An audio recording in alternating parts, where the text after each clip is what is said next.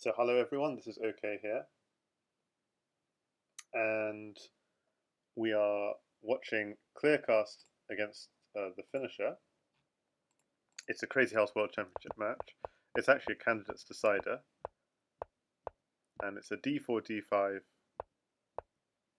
game with h4 attacking the fianchetto setup from white.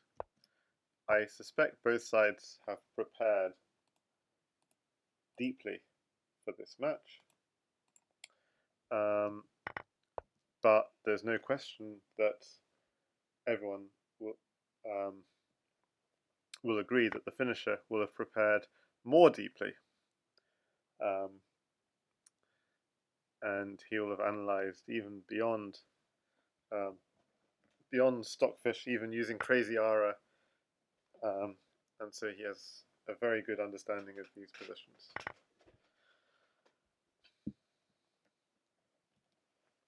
And we already see as black, let's see, this is black has 2 pawns in white's half of the board, and white's just put a piece in black's half of the board. So very simplistic analysis is already f3 is a target for black, but white also has a target on g7. So f3, okay, so it's clearly c3 is also a target. Well, this is interesting because knight takes bishop could be something. The black king is quite weak, but bishop takes c3 is also something because white doesn't really have a pawn to. Now I don't understand. Oh, I see. I understand this. So queen takes knight, knight to d7 is the idea.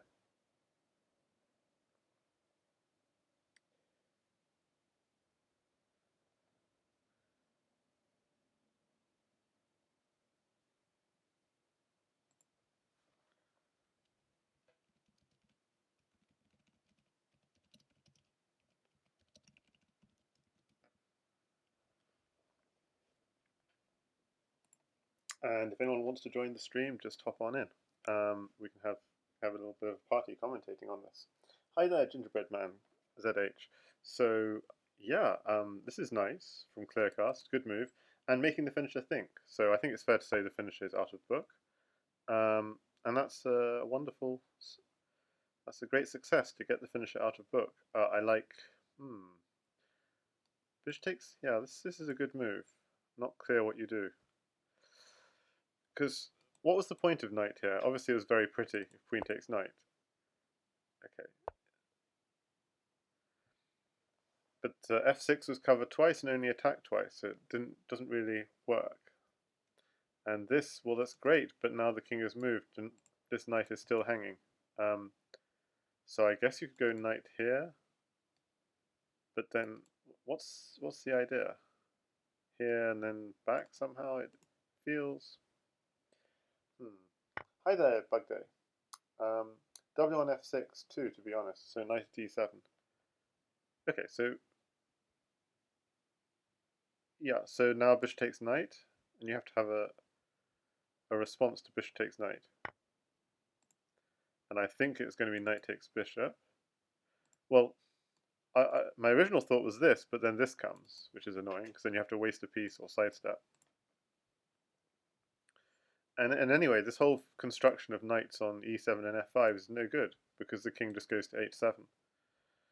What you really want your knight on f6 and pawn on g7, so the construction is not quite right. So knight takes bishop, queen takes knight here. Just the knights are they're sort of clumsy. They're not. Okay, so knight. So it was either knight takes. Yeah. So the problem with this is bishop takes c3 is going to come. Yep, bishop here. And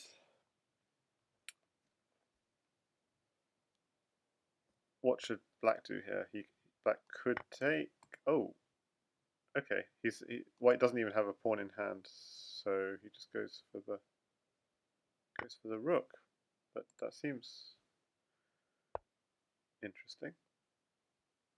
I'm wondering why go for the rook and not the bishop. So what does black want? Does black want a rook or a bishop in this position?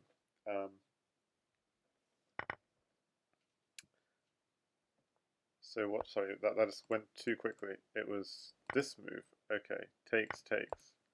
I think that only, yeah, that kind of helped. Okay, that gave black some material, but it also helped sort out this problem. Okay, guys, if anyone's got like epilepsy or something, then um, that's not going to help at all. um, because it's the gnejs shaky screen bug. There's no reason why it does it, and it just does it.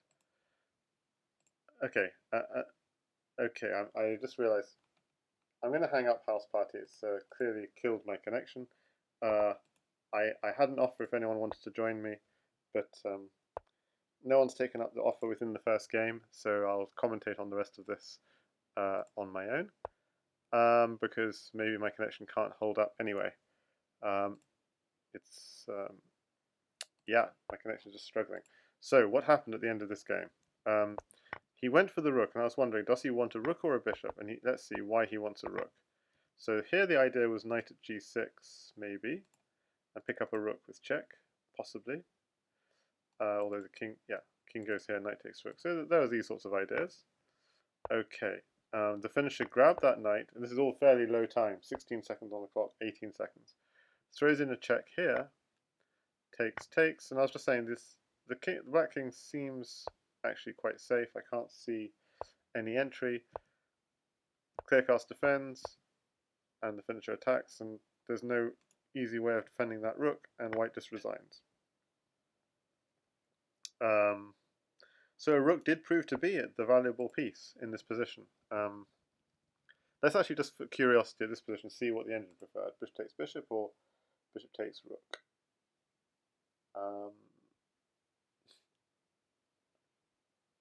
And the answer is neither, just going straight for this bishop takes knight. But it quite like this as well, bishop takes bishop, but not quite sure what. So why is it? My connection is not good enough to takes, takes. What's black's idea? So if you take a piece, you want to use it. What do we want to use the bishop for? Okay, at g7 clearly, and h5 like in the other, like in the get. No, suppose bishop e7. What do we want to use the bishop for? Bishop at b2. Okay, so you want to replace the bishop, maybe. Okay, I don't know. I'm not sure exactly why bishop takes d2 is preferred, but this, yeah, it turns out taking the rook was actually very nice as a long-term idea. Okay, so now Kleerkast is up against the finisher's white, so it's going to be e4, and he's going, going knight c3, knight f6, knight c6. Sorry about the glitchy board, and he's playing the wolf defense. Okay, the wolf defense. The knight is pinned. The bishop drops back because it's no longer defended by the knight, and the bishop's attacked again. Okay, so we're up to the current position.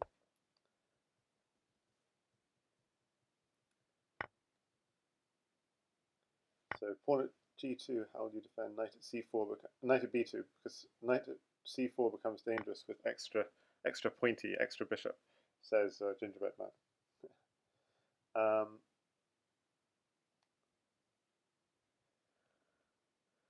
Yeah, so it's a gnejs glitch. I've told gnejs about it.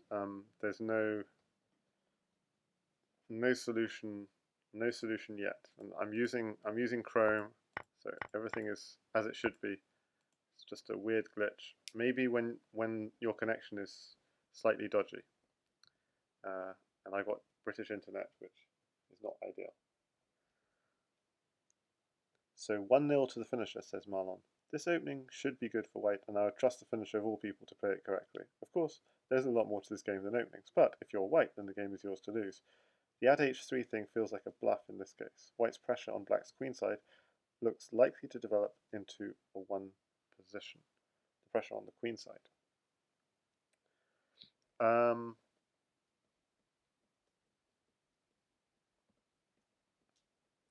Yeah, so the problem is it's nice, but black doesn't have that much in hand yet. And there are he can defend with a knight at some point, putting a knight, pick up a knight, put a knight on f4, maybe also, or alternatively go for a counter attack. Hang on, I'm so confused. So first of all, it would have been fairly natural in this position here just to back off the bishop. So I'm not sure why that didn't happen. But he decided to go straight for a counterattack, and that makes sense in Crazyhouse. You ignore your opponent's threats and go for your own. Okay, fair enough.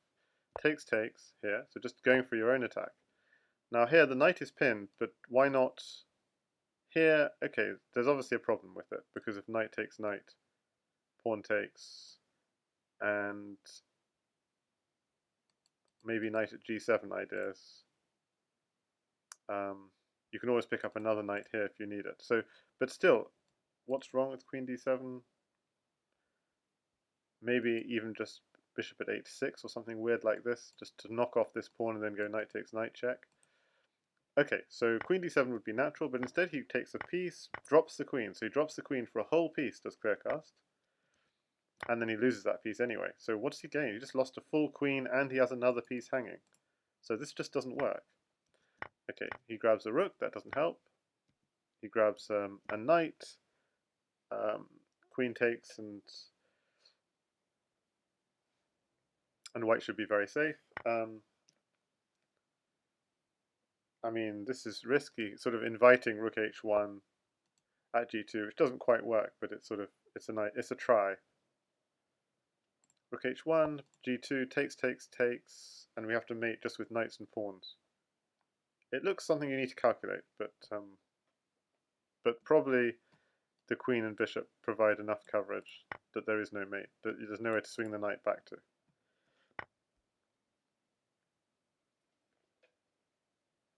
Oh, hi there, Flourish. So, I was originally in the house party channel for anyone to join me, but then I think my connection is not very stable. But if you want to stream, do go ahead. And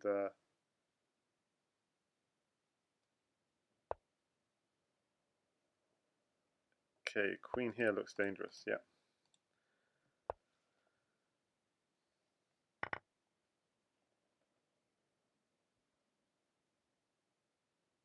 And Flourish says, okay, too tired today, happy to listen. Okay.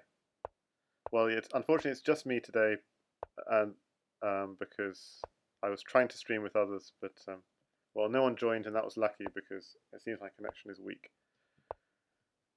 Okay, so nice play from TheFinnisher, taking game 2, and that's going to be worrying, obviously, for Kleerkast, because he's going to have to find something. I mean, at least in game 1, he's going to have to find some opening as black where he's not completely lost.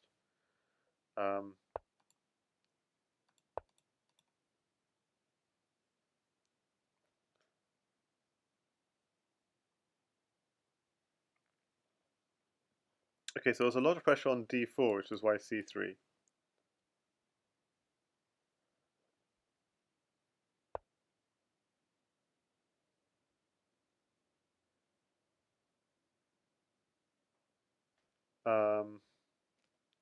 So it's just, you don't want sacks on g3, so he's obviously blocking this diagonal. The problem with going c3 is that there's going to be a question at some point where he moves this knight on b1 to. I mean, the chess thing to do would be to go knight d2, knight f1. That gives you coverage on h2 and g3, but that's slow.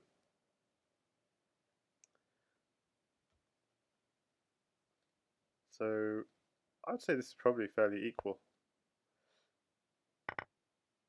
Oh, queen takes from TheFinnisher. Now that's a very unusual move for Crazyhouse players to see, because usually you don't want to have your queen sitting in.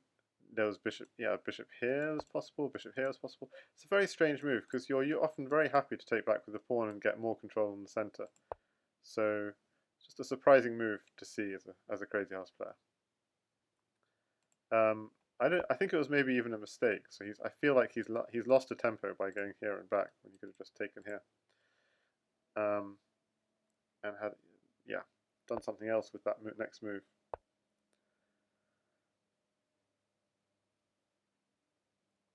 But clear intent from the finisher to just go h5, h4. It's reasonable. It's not scary just yet because, I mean, the bishop is defended on f4. Seems not many pieces in hand, so what do you do with the few pieces in hand? And so what he does is he pushes e4. Interesting.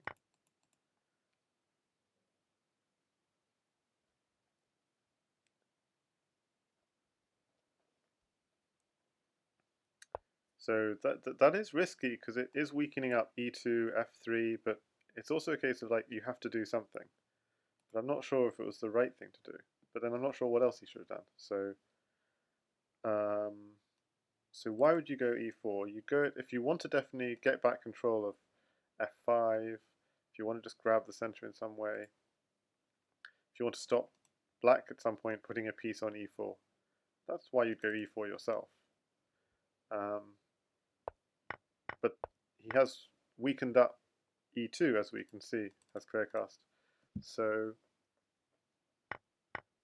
takes, and so he has to sack a piece just to get back control of everything. So yeah, so Kleerkast has sacked a piece, but has really good control in the center at the end of all this. And he also has a knight whenever he wants it. Oh, I'm really surprised. Yeah, of course, he couldn't. But for a second, I was thinking bishop takes knight, knight d6. It was actually really interesting. You know, it's lovely to target your opponent's weak squares. The problem is you have your own weak square on f3, so knight f3 would be very painful, potentially, with discovered, wherever the king goes as a discovered attack. So that can't be good. So takes, replaces the bishop. Why on f3? Why not on g2? Feels like on f3 it could potentially be hit more easily by either a pawn drop or a knight drop. But there's good reasons why f3. It's hitting the pawn on h5. Risky to open up the h-file, but a pawn is a pawn, and maybe we have our own attacks with that pawn on g6 or e6. So very interesting. And pawn at g4 came. So it's hitting that bishop with tempo, drops in a check. That check's nice, controls the file, but we are weakening up f2. And grabs that rook, and yeah, because the bishop's not on g2, it has to. It's having to. Oh, it's a free pawn on d5. That's very nice from Kleerkast. So h3 is weak, but it's still pretty nice. And now double edge. What do we do? Do we attack or do we defend? Because e6 is a potential idea. Taking on f3 is a potential idea. And he's just going instead for the back rank to try and expend a blocker.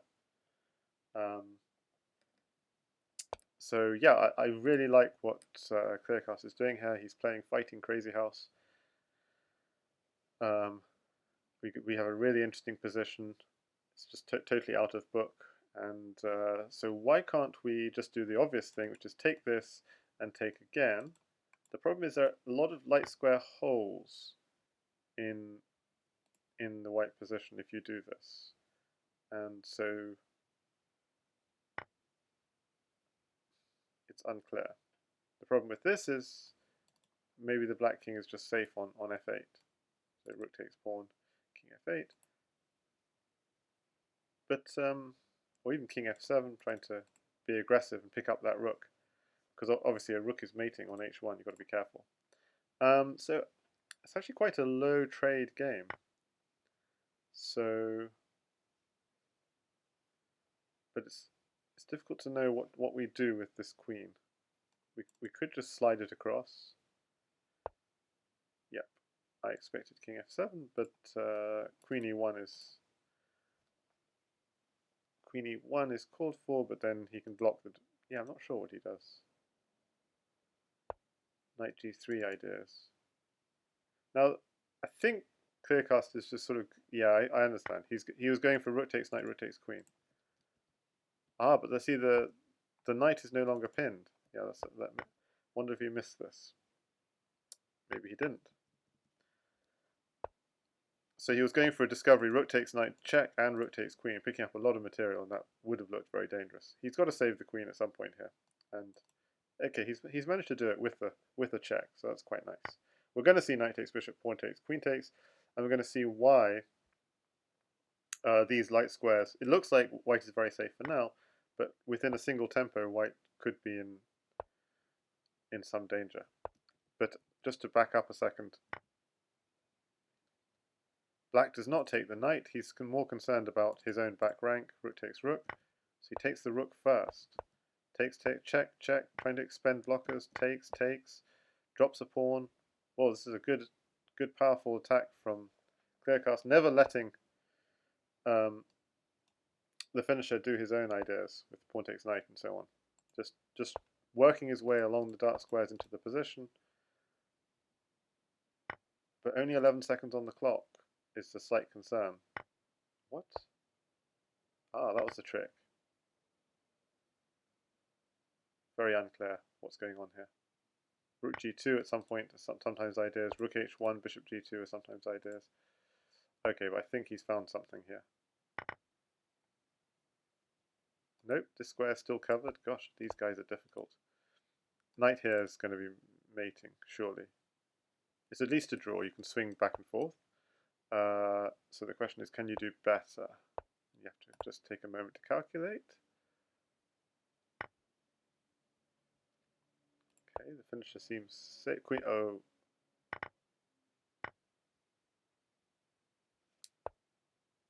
There was also queen here and queen takes here, potentially, ideas.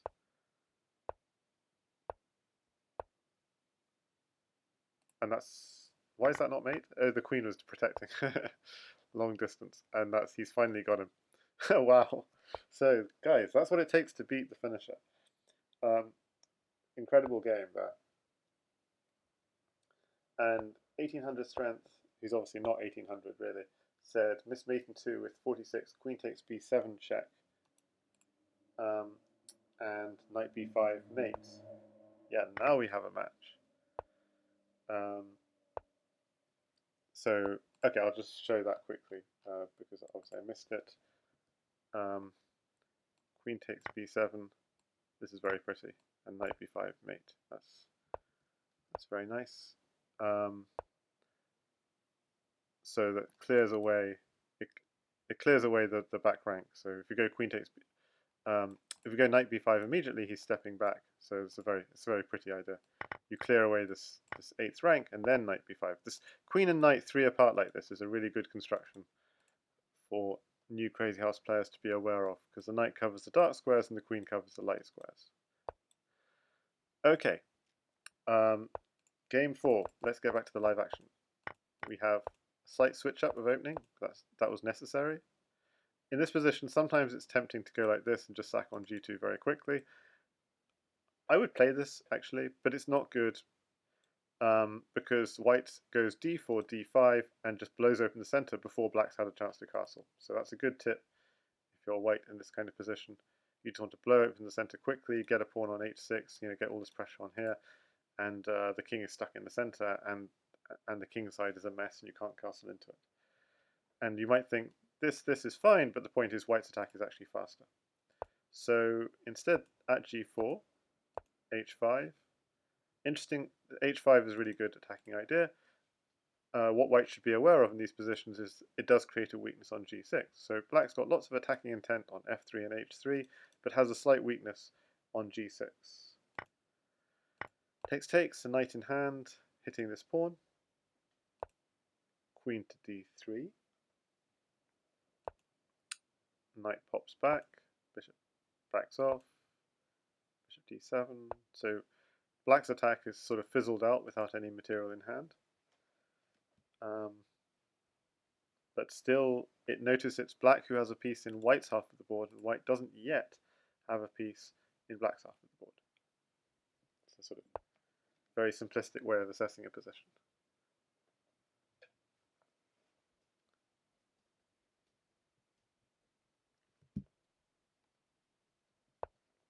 And material, meanwhile, is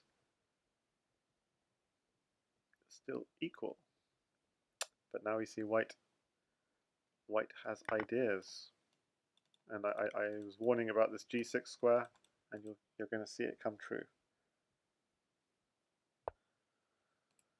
Okay, so logical. Hitting the queen with tempo, hitting g2 as well, and protecting g6. So really nice move there from Kleerkast. Yeah, Gingerbread Man says the same in the gnejs chat. And Marlon was suggesting at some point also this idea. Slightly annoying, this bishop. Usually you want to get this bishop at some point to d6, queen to h4, and yeah, maybe make something happen on this side of the board. Okay, the finisher actually gives up the queen for that bishop. It was such a strong bishop, you gave up a whole queen for it. Let's see, if we take this knight here looks risky, because if we step back, bishop here and pawn here is checkmate. If we step this way, then there are ideas of this. Okay, if we step up, then just bishop here is just mate pretty much. Okay, so it's not quite mate. The king can go to f5, but yeah, so can we take this knight? It seems risky because of this. Then bishop. No, not.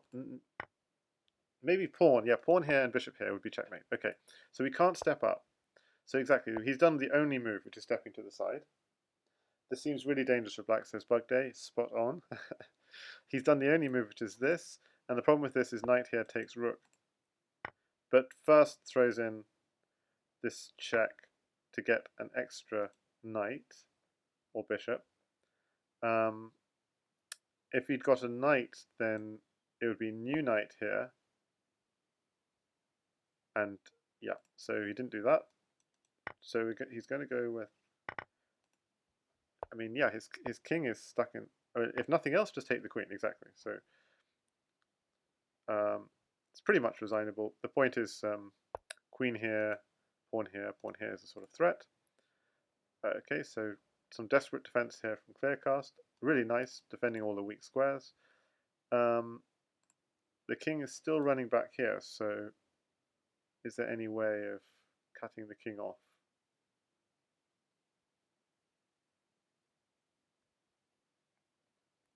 Knight takes bishop is nice, actually, because it deflects this bishop. So knight takes bishop is obvious. It deflects the bishop from the coverage of f7, and that would be mating. But okay, it was not played. It feels a lot stronger than what was played.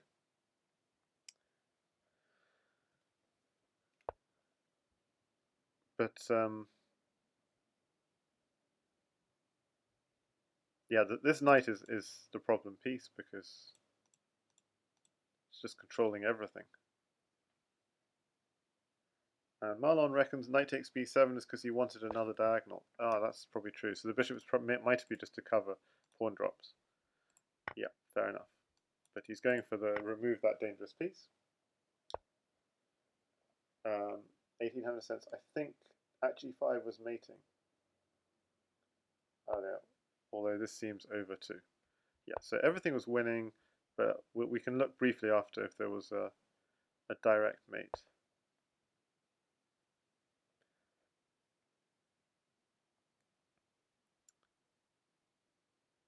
So notice the white king is very safe. Some desperate tricks here for knight h3. That's actually a mate threat, because if you take it, queen at h1. If you don't take it, queen at g1 is a smother. So tricky from Claire. What? Oh yeah. For a second I was like, what? For a second I thought he hadn't covered it. But no, he knows what he's doing. That's the finisher. Okay, you can't even take this knight, because queen at g7 is coming with mate. But okay, you have to go for the swindle attempts as Kleerkast. Although this one doesn't quite work. Maybe just cover. How do you cover g7? Just put a pawn at g7 and take here and take here. You need about 3 moves to get a mate, and it's not going to happen. Takes, so the threat is renewed. Queen, yeah, this is a very nice move. So you block, and now queen comes here. Ooh, but we don't have a finish. Don't see a finish.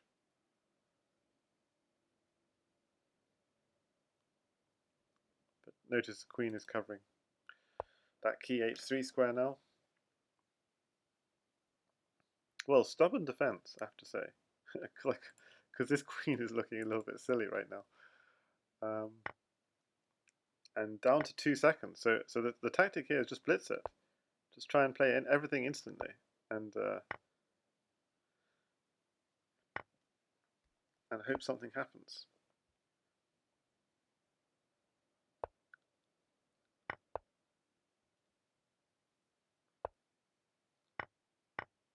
Whoa, whoa, whoa, whoa, whoa, whoa, whoa, whoa, whoa, whoa, whoa. Is there anything here? He's down to 2 seconds. So he's just, you have to blitz it though. You have to blitz it. You have to just put the pressure on.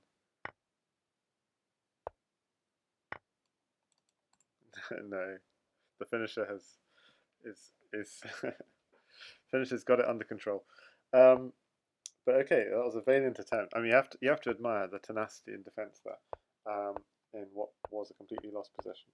So I'm going to cheat with the engine here, and we're going to look at move 23 and 1800 strength. Remind me who you are on gnejs again. You said something.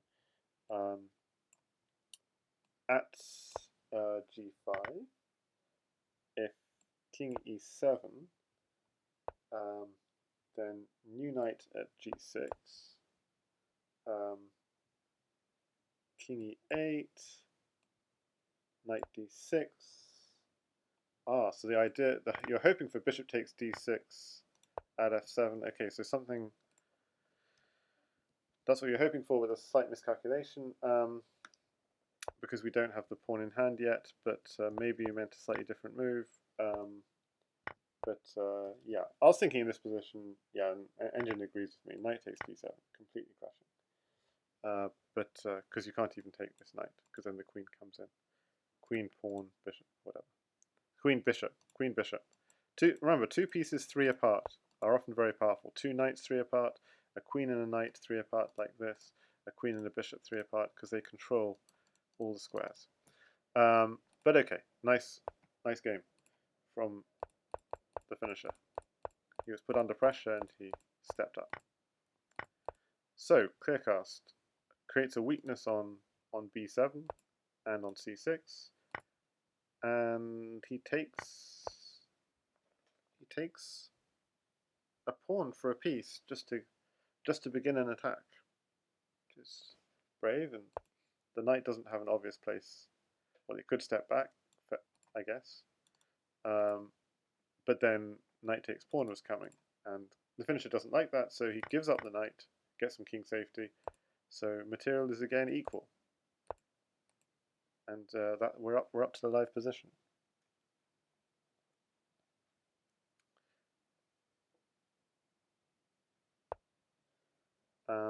Yeah, no worries. 1800 cents it's good. It's good. It was good thinking. And I remember you told me who you are on gnejs, but I've just forgotten. So just remind me if you could. Yeah. So here, sacking a piece for a pawn to try and get in.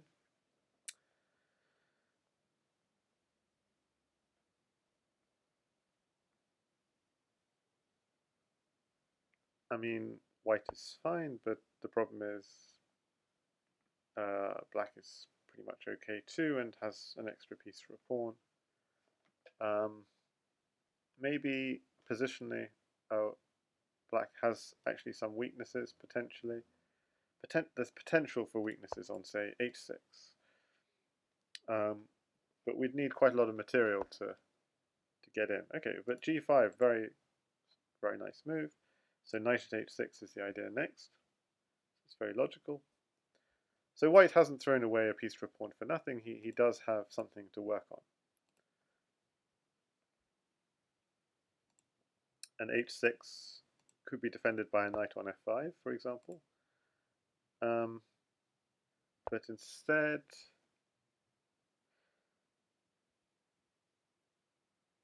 Kleerkast,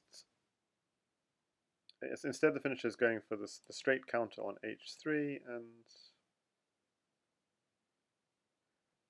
I think it does have to be taken seriously, because so the construction here is, imagine if white had a knight on f6 and pawns on h6 and g7. That's already dangerous. So yeah, bishop here, knight here. You see how he's almost getting this construction with the knight on f6, pawns at h6, g7. That shouldn't have been allowed. I mean, I don't know if he had to give up a whole queen to stop it. I'm sure there was something better, but so okay, I think white can be quite happy. He's got a queen for something. Queen for a piece now. So all the sacks have not been in vain. The real gnejs says take e5. He does. And the point is to try and come in on f6. I could try and join House Party again. I can't promise it's going to work, by the way. If you're interested in, I had connection issues last time I tried, but I'll try and join House Party if anyone wants to join me in House Party for the rest of this game.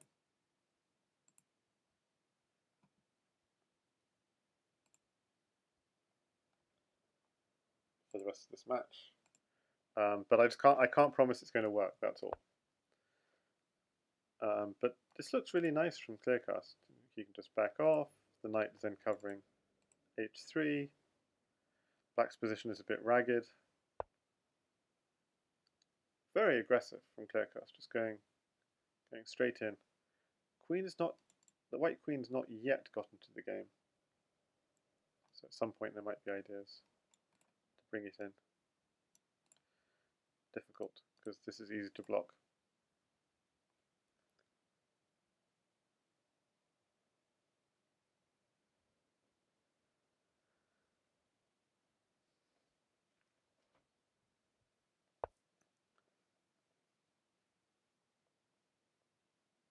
Okay, so what's the idea of that move? This looks dangerous, very dangerous. I think, yeah, the idea of that move is coverage on... Yeah, I'm not sure what the idea of that move is. Hang on. Hang on a second here. There should be something here. Even pawn here is very tempting. Yeah, rook takes bishop as well at some point. Queen. So you take the bishop. You go bishop. What's the finish? Oh, he wins a free bishop because the knight is pinned. Okay, that was bad. I didn't notice that. Okay, but he's got it now. Pawn here and queen here is mate. Okay, resistance continues, however, but queen here and oh yeah, bishop there as well. So just in the final position, hang on, that went too quickly. White has a queen in hand, so where's the mate? If he goes back to g5, it's obvious. If he runs to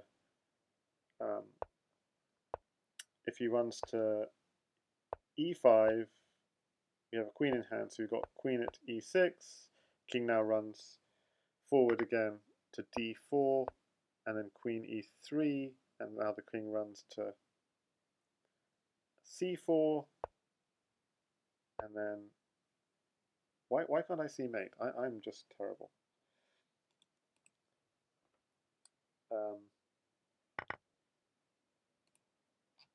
In the final position. Here we have a pawn and queen in hand. Let's just, I mean, a queen at f4 is mate. Okay, I can't see mate in one. Okay, thanks. Queen f4 covers all the squares. Yep, that's what it is. And the finisher obviously saw it, so just resigned. Against me, you shouldn't resign this because I might mess it up. I was thinking this,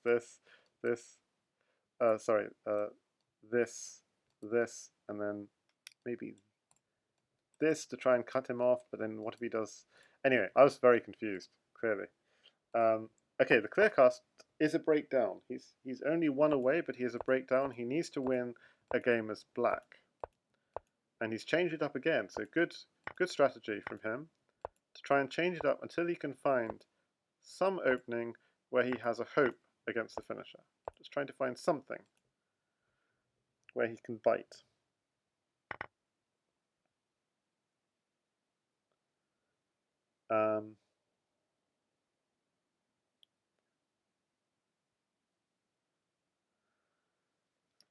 So Flourish is suggesting knight g5 was maybe missed in this position here. Knight g5 because the knight isn't pinned. That's an interesting idea. So Huzuntu says, why does he have to win? He has to, if you keep losing as black, then you lose the match. So that's why he has to win something as black. Knight takes d4 maybe, just to get a pawn. Is this something? No, it isn't, because the queen covers the knight checks. This is going rather quickly. If someone wants to hop into House Party with me, you're more than welcome. I'm in House Party channel on the Discord. But if you can't, that's fine. So he grabs a pawn, which is interesting. Puts it on here, picks up the bishop. Okay, so nothing. Yeah, you have to be careful that there are not some dangerous sacks on f7. There weren't, so he's fine. So knight and bishop in hand. This is actually looking reasonable for black.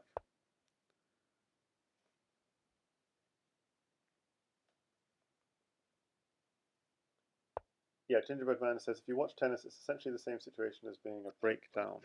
Yeah, if both sides are winning with white, generally speaking, then just one win as black. If you one loss as black means puts you a breakdown, you have to win it back. Hi there, gnejs. Hi there. Oh, that's lovely. You can join. Can you hear me? Yeah, I can hear you fine. Looks like Kleerkast got out of the opening with a playable position for once. Yeah, exactly. That's a difficult thing to do against the finisher. And this looks quite nice. Yeah, he seems really.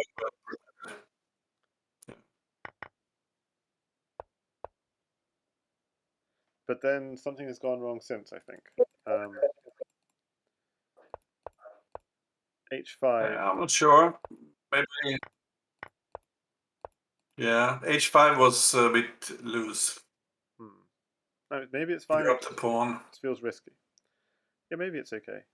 Yeah. He wants to get his king out the way. White's got a lot in hand. That's the problem.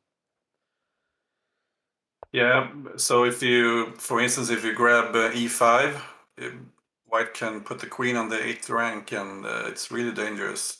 Yep. And this is really dangerous too. Black has nothing in hand. Yep. And the finisher is very, very good at chessing opponents. It's kind of his specialty. Yeah, I would just play queen h8, I think. Or maybe queen g8. I can't see anything for black here. It's a nice move, though. I mean, you have at d2 maybe.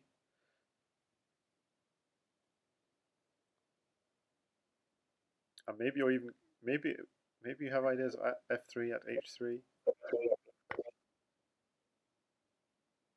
Well, you got a queen in hand now. That's not bad.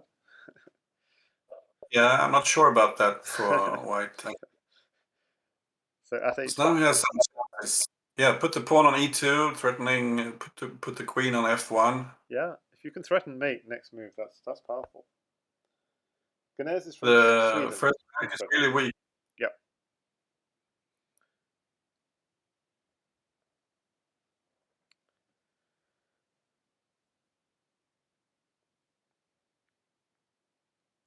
Okay, what's the continuation? That was a good defense. Knight to d3. Maybe queen. Yeah. I was thinking queen b2. Maybe give up the queen for e5 and then put a rook on d1. Yep, looks good. Just going all in.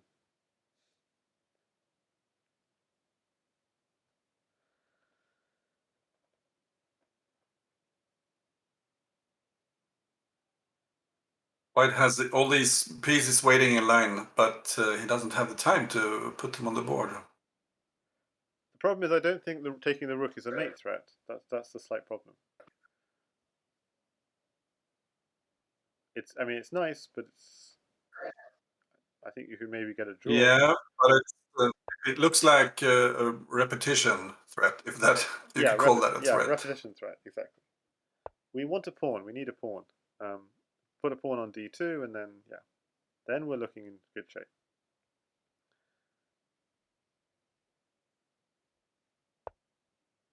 Okay, we're in business. Queen takes c3. Take c3? No. Queen takes rook could sometimes be an idea. Take on a1, just push forward. Black's king looks safe now. Yeah, it does. The bishops are good protectors. Yep, wins the rook with check. That's got to be good. Yeah, and e2 is hanging. Bishop takes rook is actually a mate threat because you got queen takes knight, rook f1. Yeah. Well, actually, it's not quite. He can still block on f1 or e1. Yeah, f1. Oh, this is this will be mate for sure. Yep. Black could even just take g5 if he wanted to, but this is he's going for a knight faster, and rook I mate. suppose. Knight and rook mate. Yep. Rook on g1. But Bishop is covering. Bishop is covering d2. Oops. Okay, I missed this. Okay,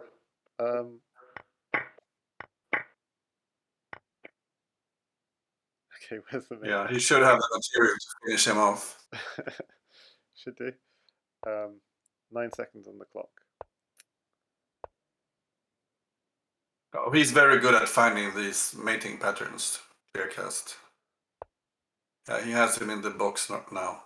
So where's it? Rook e1, king f3. Yeah, he's got Something him. on Yeah, g4. he's got him. Wow. So it's 3-3. The break back. Who would have thought? Who would have thought a break Yeah. back?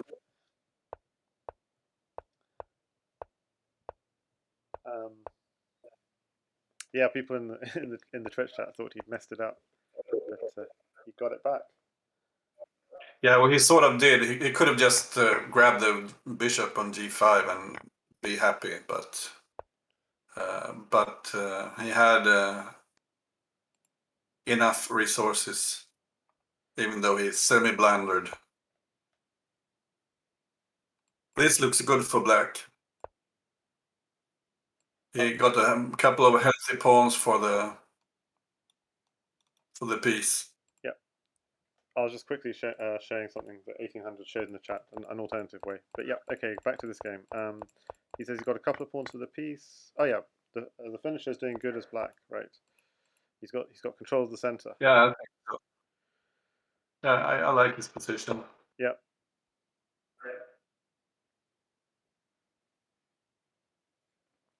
And it's really hard for white to he needs something to start massaging the black squares around black's king, but it's very hard for white to exchange anything. So he's going for e5. Yeah. So takes e5 at h6 ideas. It looks very solid, and so I'm expecting.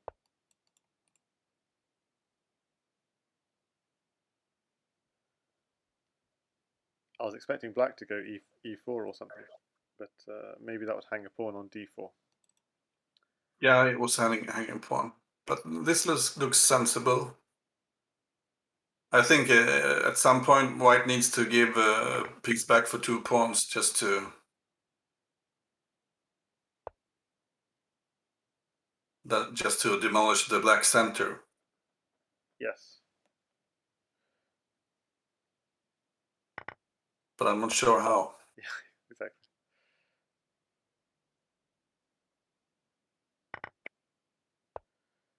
Ouch. Ouch. Okay, so we got to target e6 somehow. It's the only weakness in the position. It's hard to get at. So is there a way? Knight takes d5.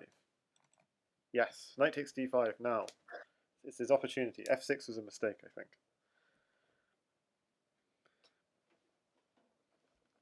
Just created a Yeah, tiny. maybe at some Created. point d5. I think the f6 created a tiny weakness on f7 e6. Yeah, knight takes d5. He finds it. There's into also in the chat saying. But how to follow up? Maybe pawn on e7. Yeah, pawn e7. I was thinking. Knight takes e7, queen takes e7, bishop d6, and then white has the initiative. Yep, and you've demolished the center. Yep. So yeah, we're seeing Kleerkast is playing this.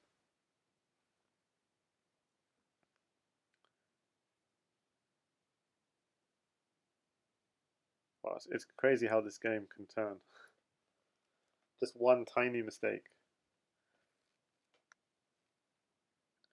Yeah, white's initiative is threatening to become unstoppable here. Yeah, you could take a rook. You can put a bishop on e6. If he ever wants, he can take on g5. If he ever gets a, if the king just ever, yeah. This is really annoying. This just take d5 here. Yeah, or maybe even just go forward. Oh, at f7 might be a mate threat. At f7, rook h8 ideas. So if takes, at f7, rook takes, rook at h8, king takes h8, knight takes rook, and you have a queen in hand and a rook, and that should be a mate. Pretty nasty.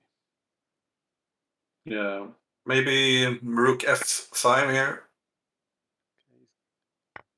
Oh, I played something different. But I'm not sure about this. Yeah, he's going Was for. this really good?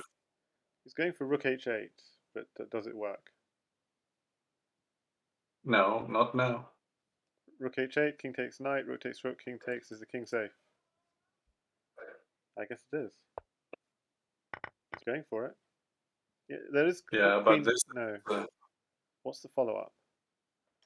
With 2 pawns. There is no follow. It's hard to believe. I mean, maybe at c7. Okay, he's going for queen takes. Looking for queen takes d5, but bishop at f7. Bishop f7 now. Keeps everything protected. Yeah. Black has so many pieces in hand now. They're still at c7, which is annoying though. At some point. Yeah, but c8 is covered, and I can't see how that should be really dangerous. So rook drop on d8 to follow. Okay, defend with the knight instead. It seems slow, but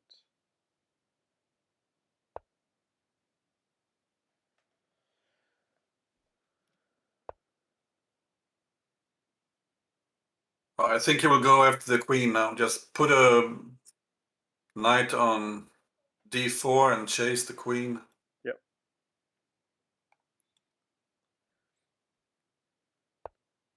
Yeah. d4 comes. So you've got to give up the queen for 2 pieces, basically. Yeah, but I mean, you could Black sidestep. has a really good. Yeah, no diags.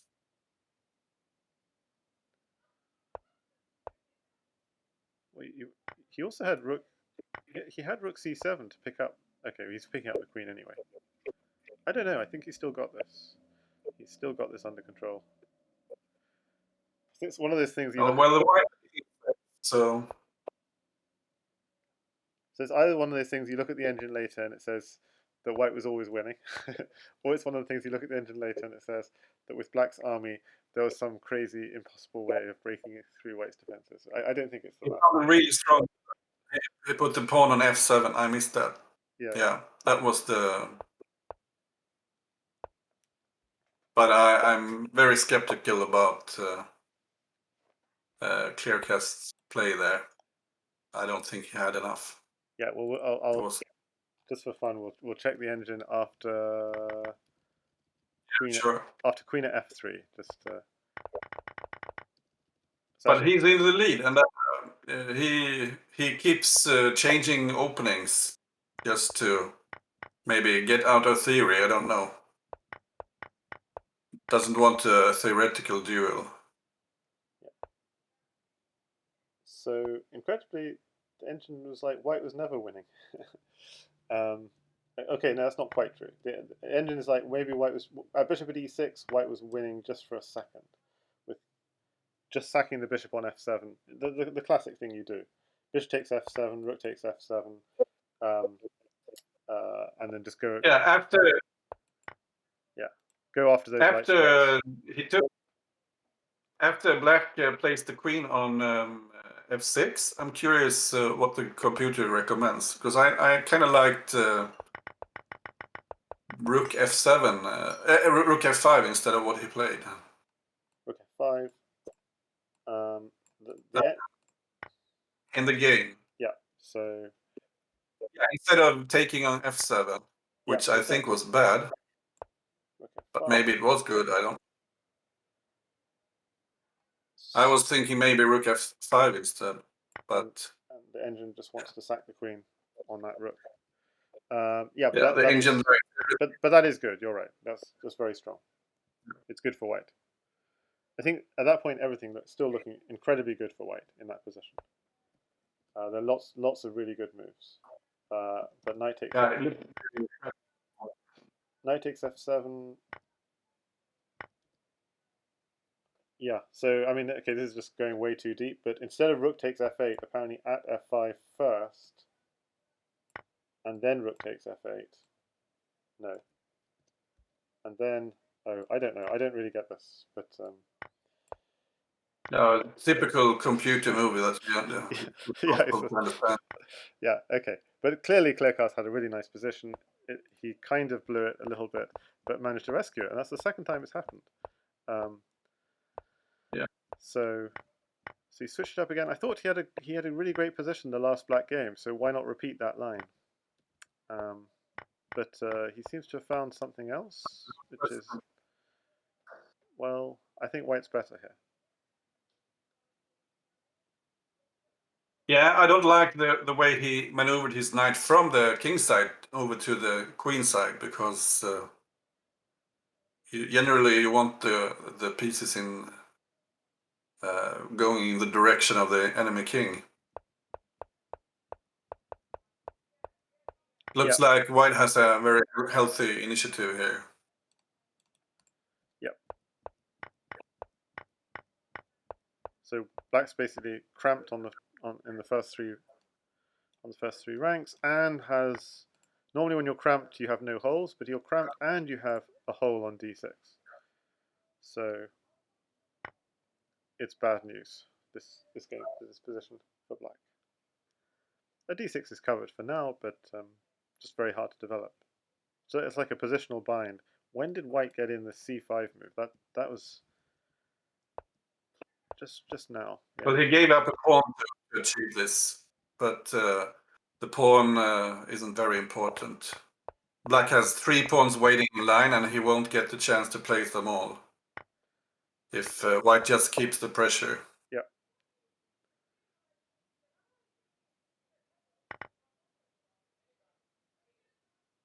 I might have preferred putting the bishop on e5 instead, but, well, this looks good too.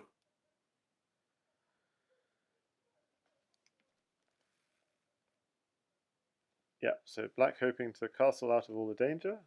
Is there a way of stopping him doing that?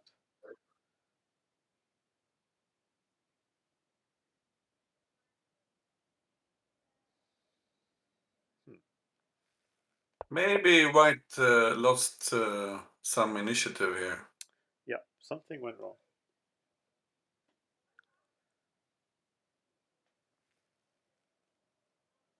Flourish says, now at h3 here, and black wins.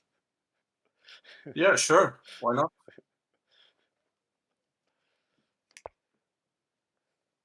Black wins seems seems optimistic, but of course, I think it's his running joke that you wouldn't get whoever plays at h3 first wins. It's his running joke. Bishop takes h2 looks sus, says 1800 strength. Pawn f4 now is really good for black. Yeah, it's really amazing. So he picks up the piece, picks up another piece. Maybe don't Queen take. is Yeah, maybe it's fine. Knight takes queen is coming with check. That's annoying. That's a good move.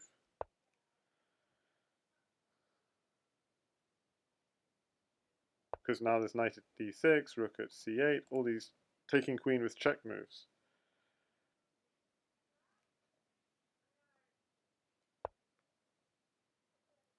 Yeah, maybe taking h2 was not the best. It all happened really quickly. I'm going to stick with the live action though, because this is a very tense game. If black does win, Kleerkast is a candidate, which would be amazing news for him. Okay, so slow but very effective idea of simply h4 it takes Yeah, g3. I can't see really what white is threatening here. So yeah, h5 seems sensible. Threatening knight g4, maybe. Yeah, and maybe even push the h pawn further. Oh yeah, knight g4. That's nice. So because it's a defensive move as well, knight g4 here. It's also defensive.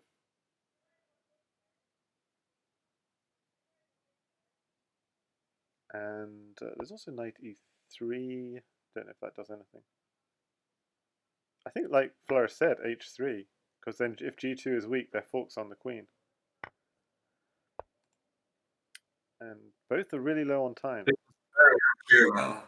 At h3 is really interesting.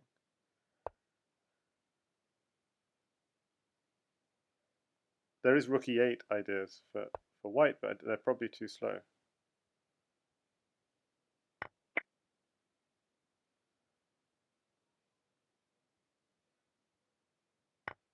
King takes. Really?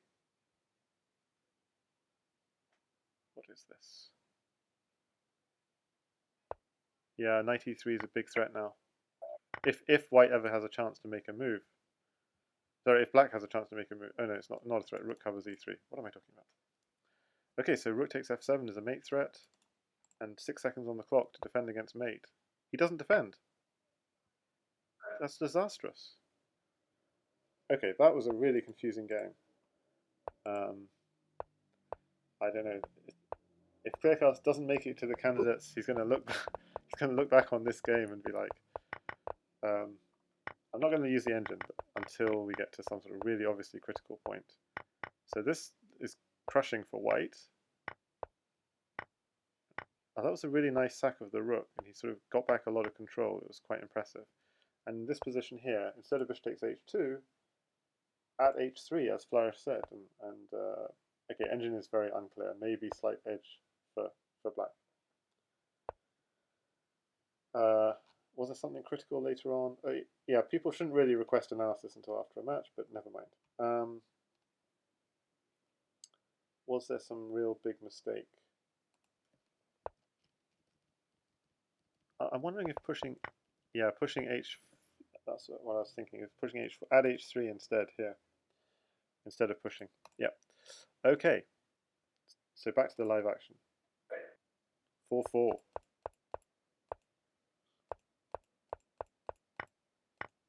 I don't quite understand Kleerkast's idea here because he gave up the pawn. He didn't take the piece. Yep. So this has to be good for... Yeah, he couldn't take the piece because of knight at e2s. Oh, hang on. Was there knight e2? Yeah, there's knight e2 is the problem. So he fell for a trap.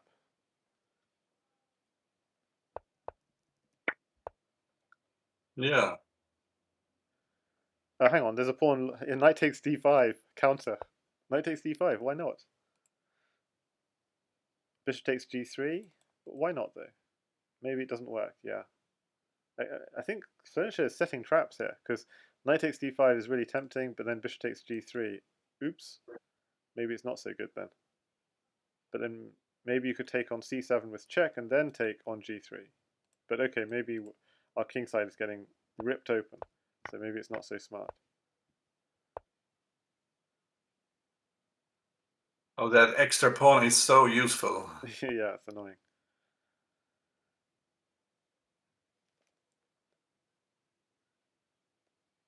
Yeah, the lone wolf says knight takes d5 is terrible. Yeah, I agree.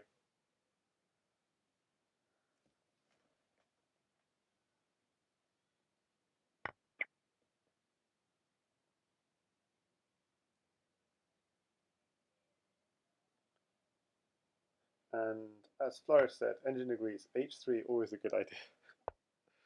Yes. Okay, so black looks like he's crushing in this game. Just controlling the center. White's knight has no obvious squares to go to.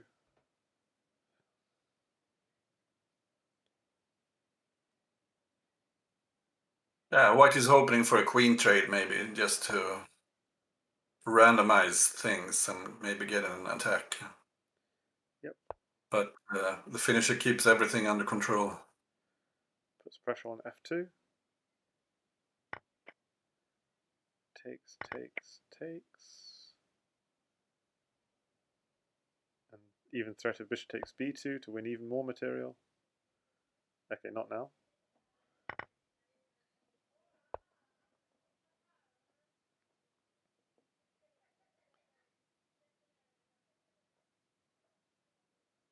That's a nice move. Yeah. Both attacking and defending at the same time. And pretty soon, black could just give up the queen for the rook, because he has so many good squares here. So Maybe now is the time. you're thinking of knight Put the pawn on e3.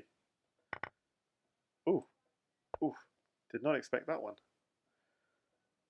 Oh, he just gave it for a pawn, did he? Yeah. I don't see it.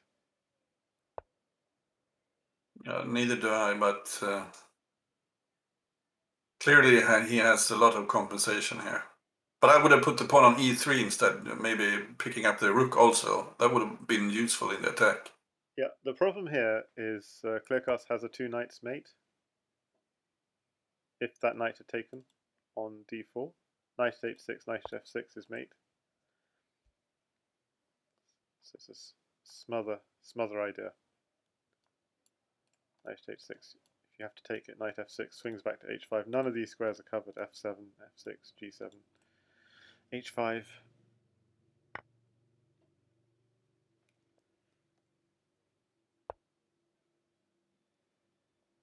This was uncharacteristically optimistic by the finisher. I didn't expect him to give a queen for this. He always has to look out now for the smothered mate. For instance, knight e3, king g1, and there's a mate on knight h6. Yeah. And the finisher is a bit low on time also. Okay, so now that's a good move, defending and also keeping an eye on h6. Oh boy, g1, how to defend.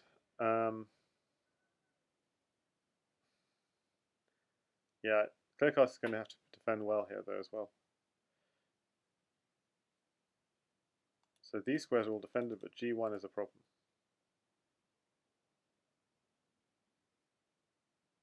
Maybe simply take h2. Knight takes h2. Then f2 becomes weak. Yeah, put a bishop on f2 next, maybe. Okay, so maybe the king has found some safety. It's a weird position.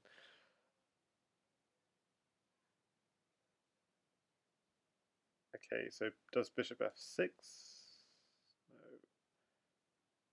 No. how to break through. Yeah, that's nice. Maybe looking to capture G7. Yep. Seems like a plan. Oh, what is Oops, this? It's a that's smother. the mate. It's a smother. Yeah, The knight moved. yeah, he Oh, forgot. Yeah, that was a swindle. That was a that was a swindle from Kleerkast. Oh, this is amazing. He takes it 5-4. So, is he going to play? There was the one game, it's like 3 games ago. He had a really good game as black. Um,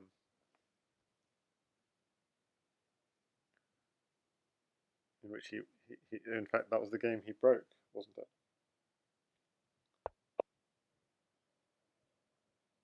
Yeah, that was the one game he broke 3 games ago. So he needs to try and play something similar to that in the opening. this looks like something that could go horribly wrong for black.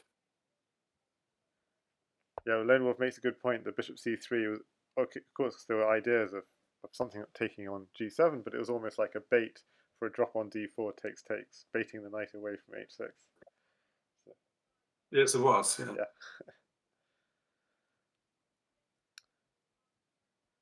Yeah, this looks uncomfortable for black. It's not. Well, bishop c6 and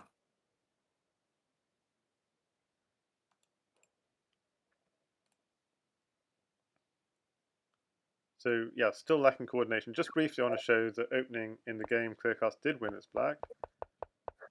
It was actually a French, bring his knight on e4, taking, and so on. So weird that he didn't try and repeat, given that he had success in that line. That was the only game he had success as black, so it's strange not to repeat it.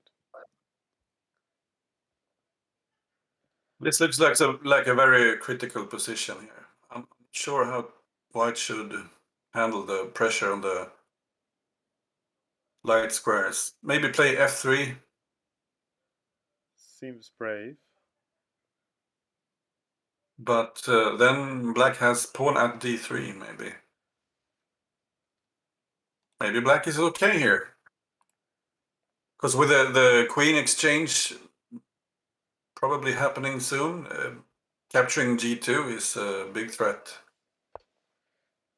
Yeah, I like what. Okay, so white keeps up. I like this. And probably e6 coming also. Yeah. I like this from TheFinnisher. Yeah, very creative. And now at f7 is a big threat if there is ever a queen trade, especially. Yeah, suddenly trading queens is not as attractive as it was before for black.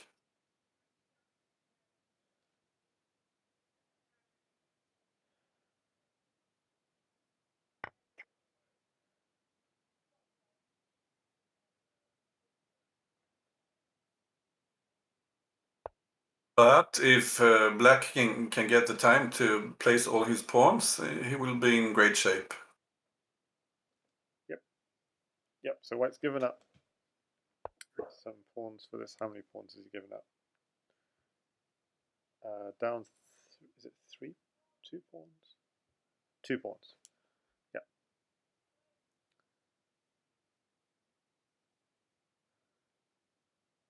So knight takes knight is a check. See a check. Play a check. No, I'm just joking. Knight at g8 is a check, but that doesn't really do anything.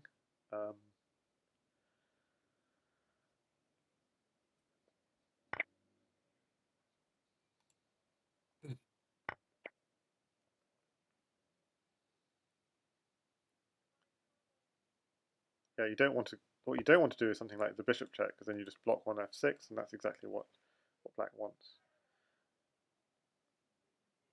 Okay, I like. So nice play again. It's tricky to defend. Yeah. So Now knight g8 is a threat. yeah, exactly. I was just pointing on the screen as you said it. Yeah. Yeah, knight g8 is indeed. The king would have to run up to d6 or something eventually. Oh, okay, so he's trying to create luft on d8.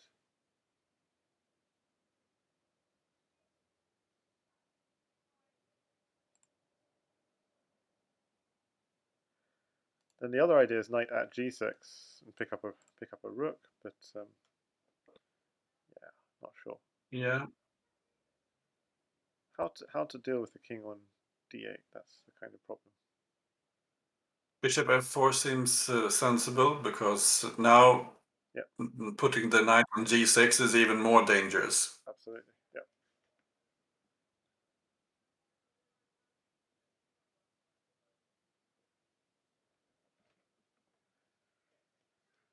So Lone Wolf was suggesting knight g8 earlier. The problem with knight g8 earlier is then he could take f7 with the king, and then attack ends, attack fizzles. So you needed knight d5 to protect the f7 outpost. And Hizuntu said earlier. Now Kleerkast has problems. Yep, Crazyhouse has problems, absolutely. Getting a bit desperate here. Yeah.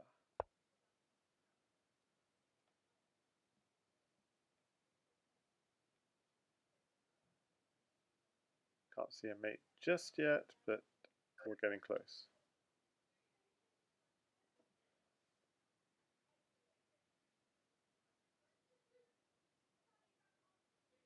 Ah. Well, he found an interesting defense.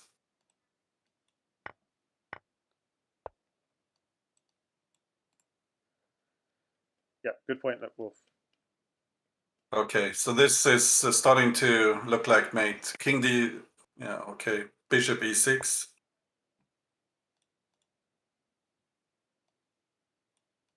So I expect him to move the bishop. Yeah, just closing the exit and now it's mate. Yeah. So 5-5.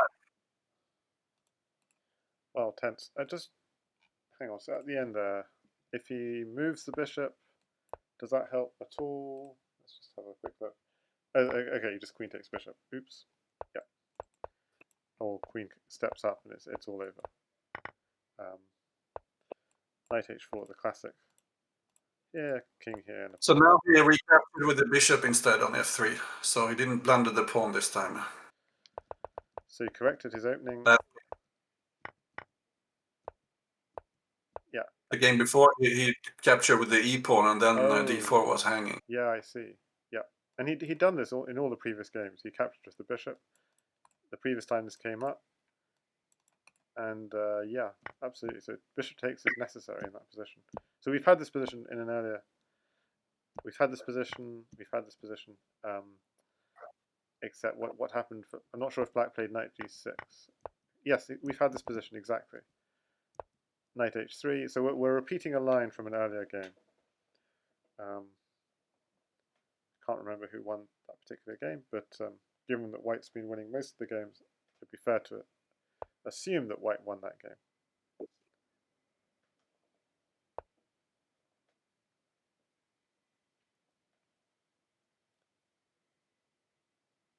Well, Kleerkast has a position again. So this will be an interesting game. Yeah, he's had a position as White. To be fair, most of the time, it's the games as Black that are a struggle, and maybe what I'd do is repeat that French defense, which was working for him.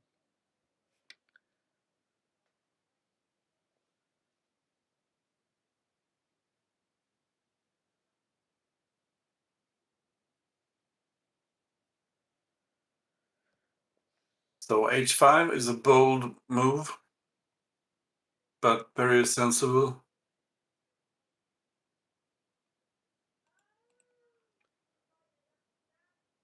Yep, I mean, if I just play on the screen the very first. No, that wasn't it at all.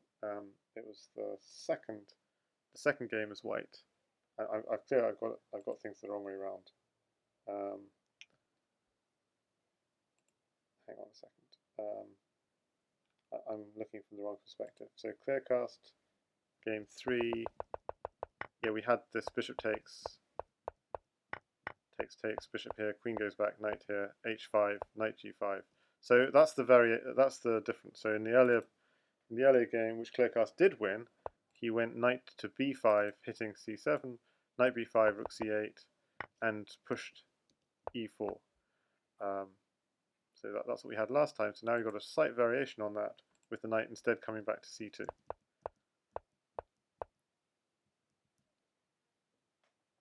So maybe the knight was looking a bit out of place on b5 last time. So it had to sack.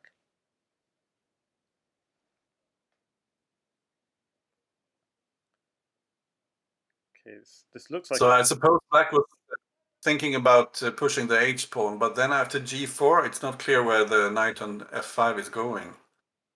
So he decided to not push the h pawn. Right.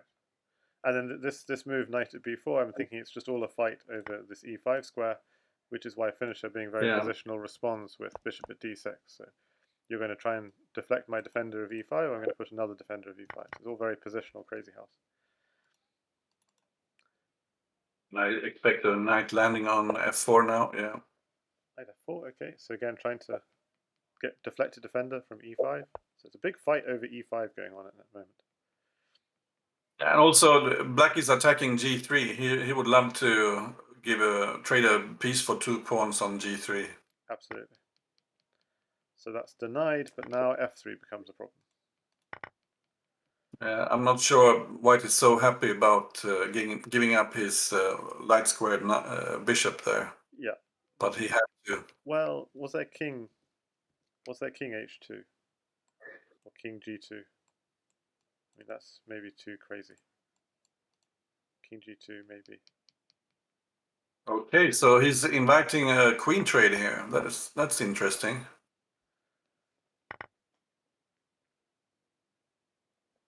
Yep. And he has a bishop And for g2 whenever he wants to. That's also good. yeah.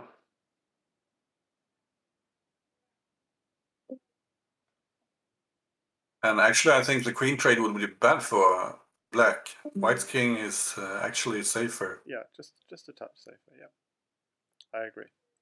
Because black's king is stuck in the center. There would be an open d file. Only the knight stopping the mate on e7, and so on.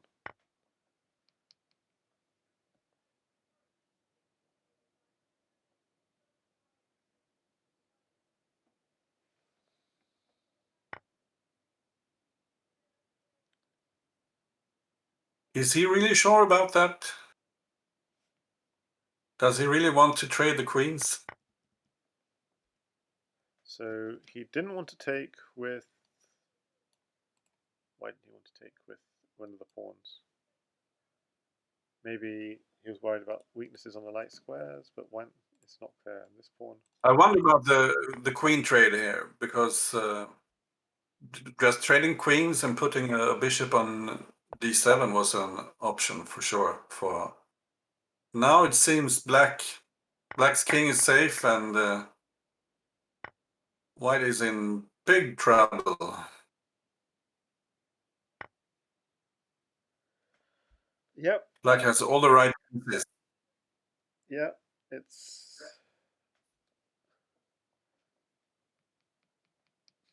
There could be... Oh, so queen g2 is the mate in one threat. Knight at e2 and sack on g3 looks also really dangerous. And black could just move his king. The knight on f5 is a hero, or knight at f6 would be mate.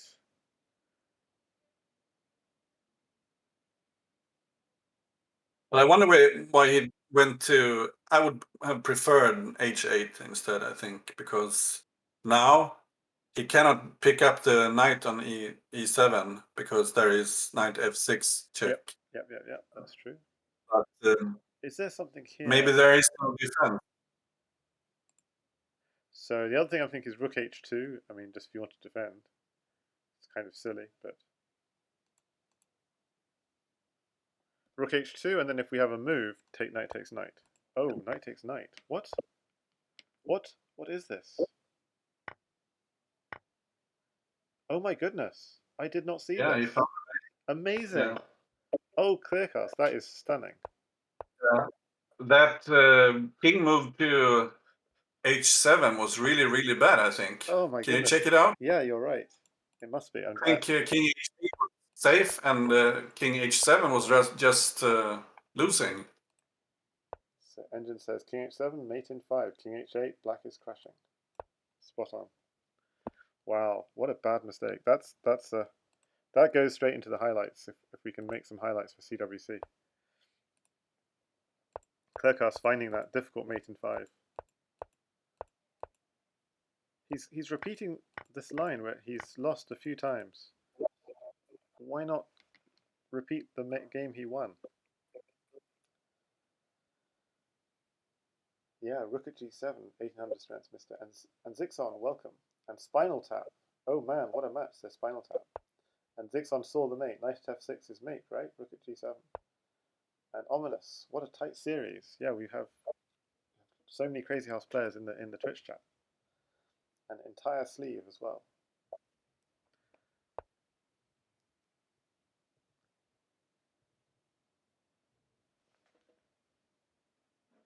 So Spinal Tap against Mini Great, I heard, is happening. Is it later today or tomorrow?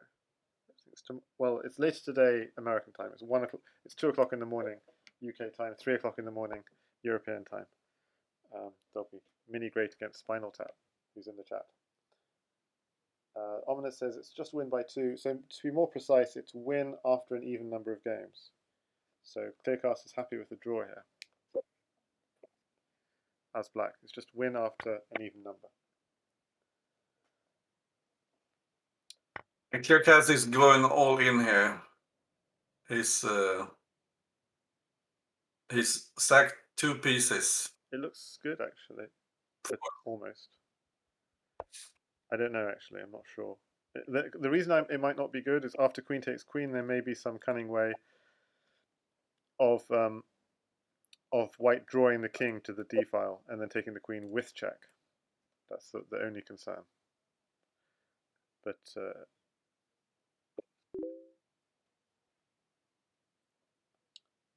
so not taking challenges because we're doing. Well, Finisher is thinking about maybe taking h3. Yeah. I think taking h2 was necessary because otherwise knight h4 was a problem. Or was it a problem? Because the bishop would cover g5. But he could go back. But then it's yeah.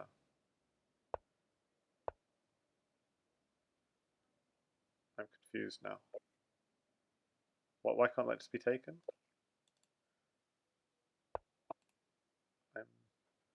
But at g2 is looking.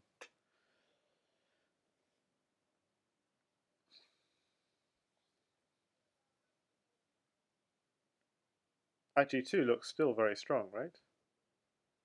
Yeah, but it doesn't threaten anything really. White could put a bishop on a4 maybe, and then just close the d file and give up the rook. I don't like this at all for. I don't like this at all for black. I see. Maybe just pawn d6. I'm not sure. Yeah, we've knight. Ouch, knight d6.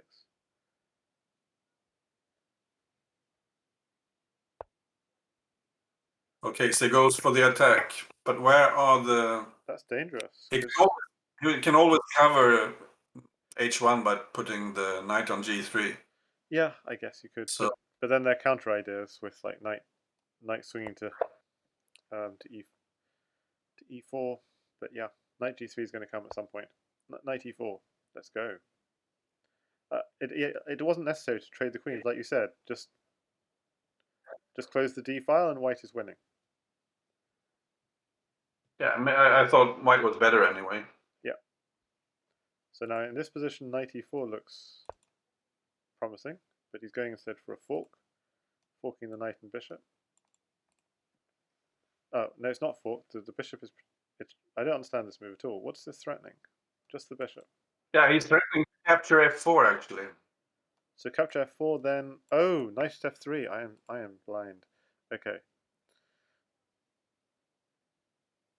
Okay. Oh, this is sneaky because Yeah, well now he can he doesn't have to worry about a mate on h1 anymore because black placed his queen. true, So true. e takes d5, rook takes d5, I think, and he can go for the attack. But now he has a knight. Yeah, that's true. You mustn't forget that this time. Yeah, okay. So he wants to trade queens. With check. That's the problem. With check, yes. And then capture d5 with check, and then just keep on attacking. Could just go drop a knight though, but then you've lost your mate threat. But yeah, knight d6 takes. Yeah. And white has another good move here he can consider. It's just capturing g5 with the bishop at some point. Now, for instance. Yeah. Bishop takes knight. Interesting. And the knight is actually is a knight a dangerous piece? And we took it. And now white could simply just grab h3 and g2, so oh, there is nothing for black here. What is? It's just hanging. Yeah. Oops. So 6-6. Fantastic. Wow. Yeah.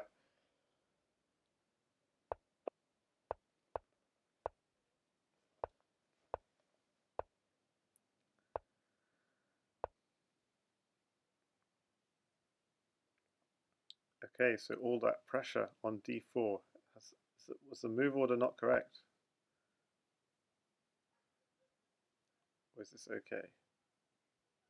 The problem is, every time you sort of change things up slightly, you know, like the finisher knows the correct move order. So so changing things up isn't always the wise thing to do. If you found out something that works, you want to stick with it. Yeah.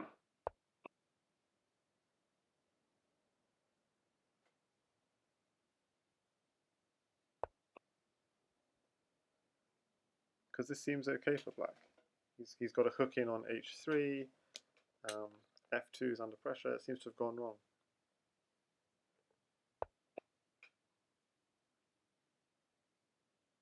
Maybe black takes f2 here anyway.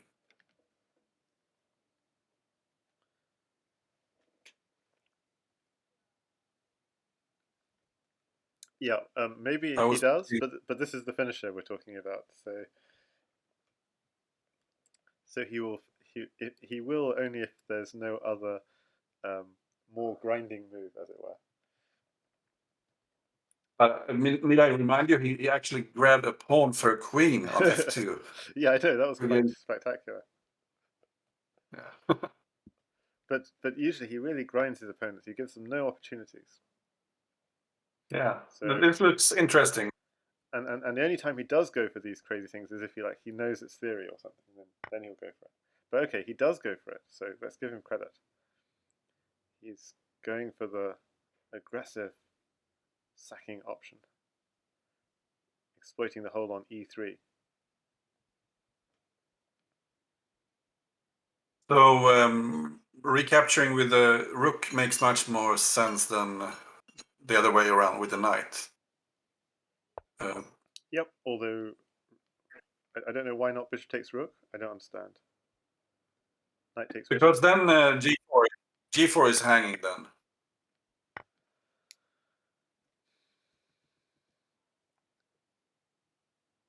So I think Kleerkast has the upper hand here. Yeah, I don't understand why not. Why? So if bishop takes rook, knight takes attacks the bishop on g4. Okay, yeah, I understand. Okay, yeah. So now he's takes. Absolutely, yeah. Let's go back. This looks really good for white. I'm shocked. Yeah. Knight d3. Everything looks safe. If someone showed me this game, But I'd have thought the finisher was white. As in, allow your opponent to sack on you, absorb all the pressure.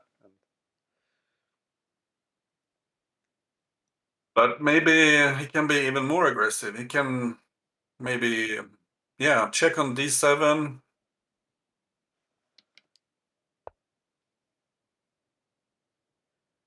At f6. Oh, you don't have enough to go at f6.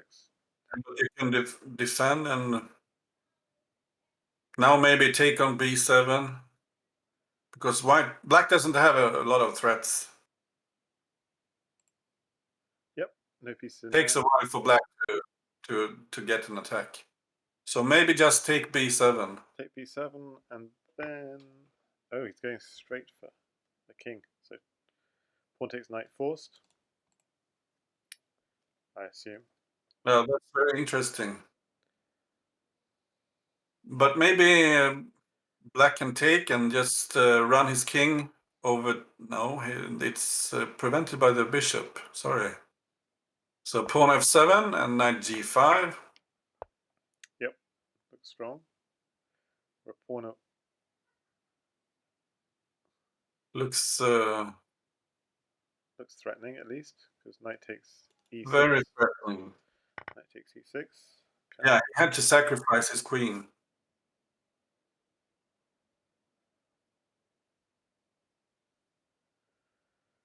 But maybe not all is lost. Because at the moment, the black king is safe. Yep, that knight on f5 is a hero.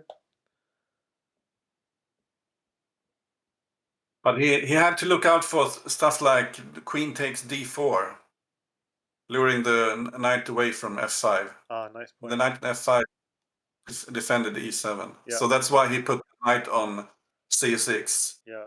Threatening b4 and also defending e7.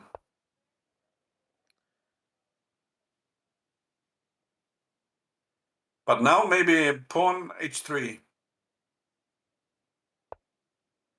Yeah.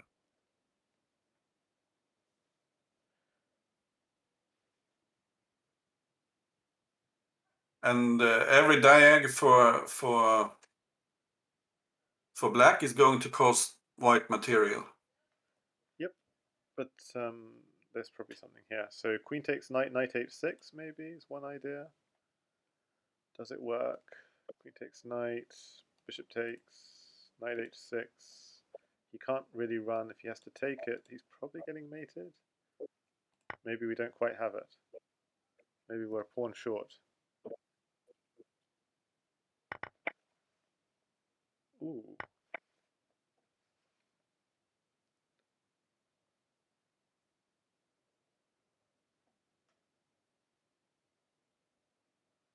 Looks like black has everything under control, actually.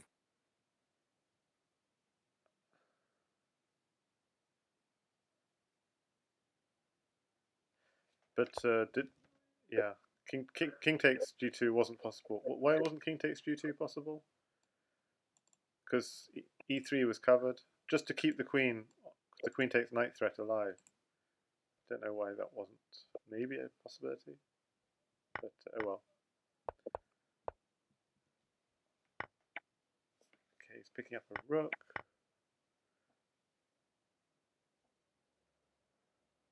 Okay, g2 is a problem. What is the idea? He wants to put the queen on f8, but Queen on f8 mate. Okay, yes. Deflect the rook and queen f8 mate. Yeah, it's not even mate. Yeah, now. Oops. This is just lost. Yeah, and he resigns. But I think Kleerkast had a good position at some point, yeah, but he got stuck. I'm going to check that queen takes f3 idea. Because okay, was queen takes f3, queen takes f5 anything? Queen takes f5. Maybe it was the best move. So if pawn takes, then then there is some mate with king takes e6, king takes e6, knight at f4. What's it? I don't understand. Oh, knight at f4. Knight at f4 and queen here is checkmate. Okay, so the defense was apparently bishop takes, and knight at h6 is an interesting idea, but you can take it, and it's not quite mate apparently. Queen f6, we're like a pawn short of mate. King h8, yeah, we're sort of like a couple of pawns short of mate, but we don't have any more material. So black was winning here, but it was, yeah. Okay, so there probably was something in some other position, but yeah, tough, complicated position. And only in the must-win game, Kleerkast goes back to French defense. It's the one game he won as black, and he's going for it again in the must-win game. And he's looking, well, his piece for a pawn down and that rook file is looking dangerous, so I can't say he's completely fine.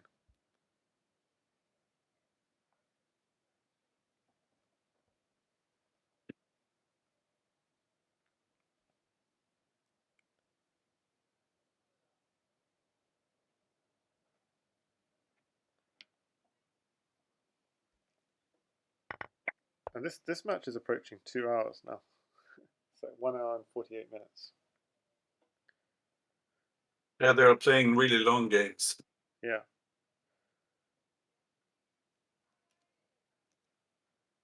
And this is by far the best match I've seen so far. They're quite evenly matched, and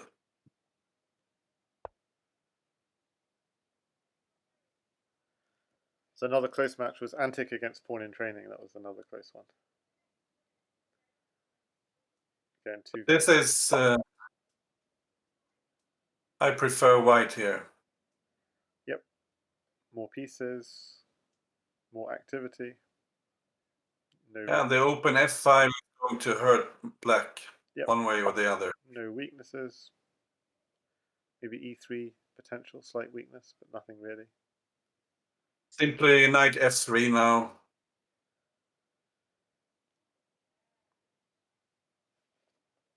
And white is in great shape. Mm-hmm.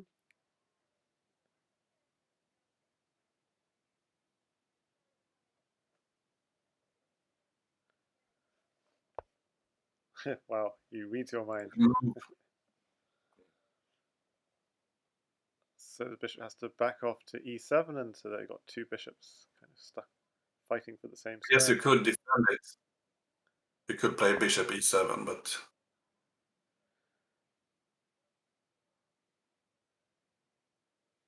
that's a useful move. Trying to tie the white black squared bishop to c1. Maybe white should just play rook b1. Yeah, so it's trying to overload that bishop.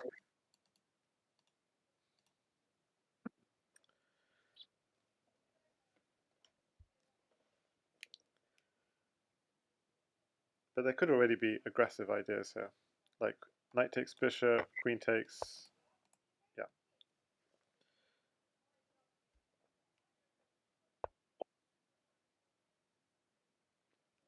And then knight takes g6 maybe, and drop something on f6.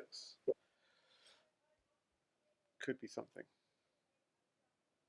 White really only has one problem, and that's the knight on e2. Maybe he's trying to take care of that now, because it wasn't getting anywhere.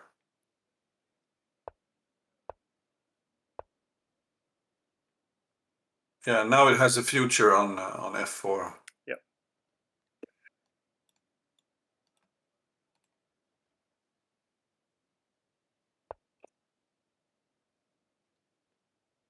Simply rook takes f5 and knight f4.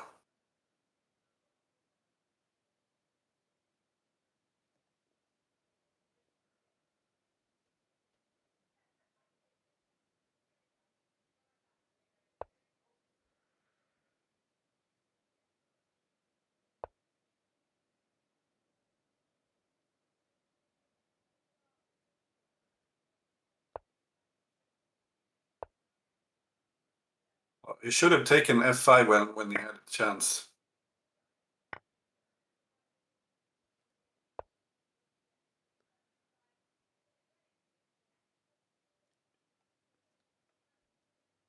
Because now black could just take g2 maybe. Yeah, take g2. And put a bishop on e4. Yeah, that's the way to do it. Now he's inside the white position.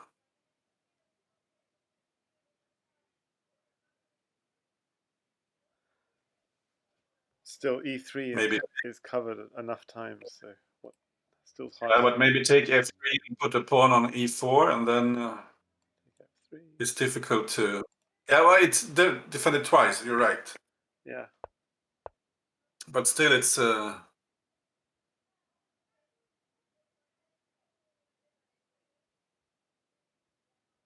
mean, I think white's still winning, but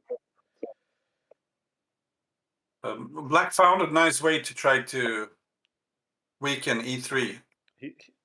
Yeah, white did not see Yeah, this. So now actually I'm a bit worried for white, as it were. Yep, I I think, would be very, very yeah, worried. I think this is great from Kleerkast, and it's a must-win game. It's a must-win game. He lost as white. He had to break back, so he has a chance to break back. It's not. Nothing Yeah. is clear, but he has a chance. And he's playing very natural moves here, attacking h2, Yeah, threatening to put something on e3. yeah. New bishop on e3 is looking good, but queen takes. Can't even go queen takes knight. Queen takes pawn, I guess. Actually, yeah, now he's threatening to take on e2. Simply knight, queen takes e2, Yeah, knight h4, yeah. He's seen it. and G2 is made. Yep, he's seen it. Good job, Kleerkast. The match goes on. 7-7.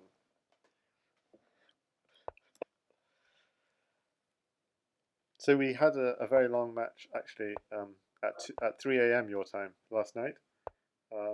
Alduto from America, I think, against Not Jan Lee from Australia. And every single game was the Scandinavian, both white and black. Slightly different variations of the Scandinavian, but both players are just repeating the same line, their own sort of pet line. And Alduto won 9-7 last night at like after 2 hours.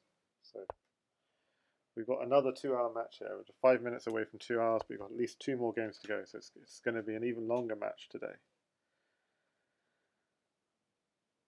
And again, my feeling here is this is smelling blood here. I don't think he expected the finisher to make that many mistakes, and he sees that the finisher is vulnerable. I can see Kleerkast, his confidence has been growing the last few games. right. So this it seems like a coin flip now. I thought the finisher was the clear favorite, but I'm not so sure anymore. But what I found surprising is how Kleerkast has done the opposite of what the people last night did. Like people last night were just like, "This is my opening. I'm going to stick to it, come what may." And Kleerkast has not done that at all. Like he's repeated the same line, but he's always just trying to switch things around a tiny bit. And sometimes things go better, and sometimes they even go worse. So we saw like the last game, it actually went worse, switching things up. Given that he's been winning as white, so why switch? Why switch from what was winning in a way? So you're saying Kleerkast got stronger, but he also lost the last game as white. So that's going to be he has to fix whatever it was because finisher you can't. And I don't think he got a very good position to work with here. Not ideal. So I just use the very simplistic thing of black has a piece in white's half of the board and black doesn't, and white doesn't have a piece in black's half of the board. It's very simplistic, but it's often a very effective way of who's got the space advantage. So f3 is a slight weakness in white's position because of that. The question is if black can afford simply taking on d4 and then putting a pawn on f3. It gives him a quite good initiative. Yeah. He does it. Okay, I didn't see that just yet, but you're right. He's going to have, after all the trades, he'd have a bishop on e5, e4 rather. So I was thinking pawn takes because queen takes. Maybe black has to worry about queen takes g7. Ah, interesting. That is an interesting idea. So he has to waste his pawn in defense. Okay, that was creative. So did he need to worry about queen takes g7? Let's just check. Queen takes g7. Yeah, I think he did need to worry about it. And maybe you move your existing knight on the board, and if he steps back, it's mate. So you have to step up. And if you step up to g6, knight at f5, bishop g7 is mate. So you have to step up to h6, but then bishop at g7 takes, knight at h5 is still mate. So yeah, absolutely. Straight queen takes g7 was mate.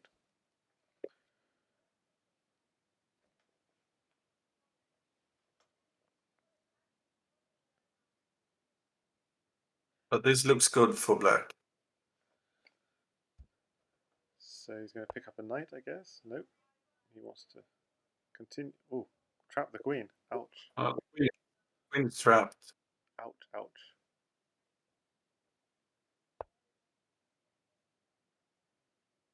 But at least f3 is covered. Okay, he doesn't go that. I thought he'd go f takes and cover f3, but yeah, that doesn't work because then g3 would become weak.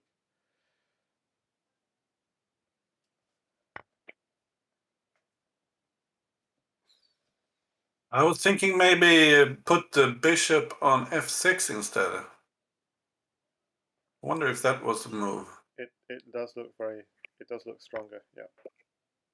But he didn't have the second diag. Oh well. Because you're going to need an extra move this way. Black's got that queen in hand. It's kind of... Okay, so knight comes back defending at least. Maybe retreat. Yeah, retreat. Yeah, retreat and defend. I was thinking knight to f5, but this is probably the same. Takes. And they... No, there no... Oh, I thought there was a smother for a second. Bishop takes knight.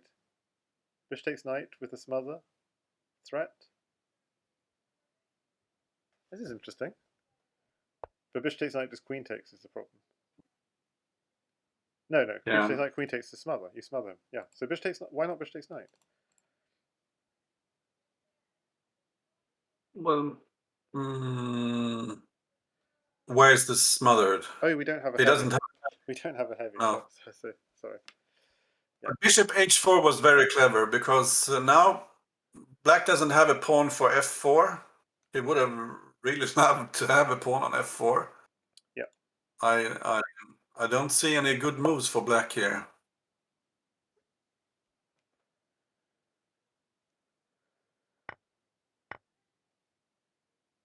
Okay.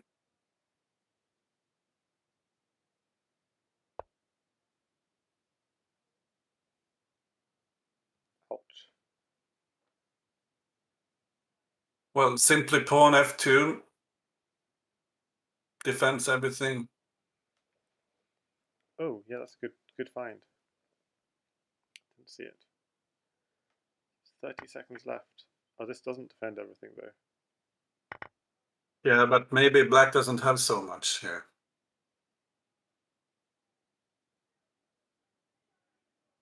And now he's threatening queen. The smother, yeah. Okay. What? Just takes it with check. No. That doesn't work. And now it's mate. He had two queens.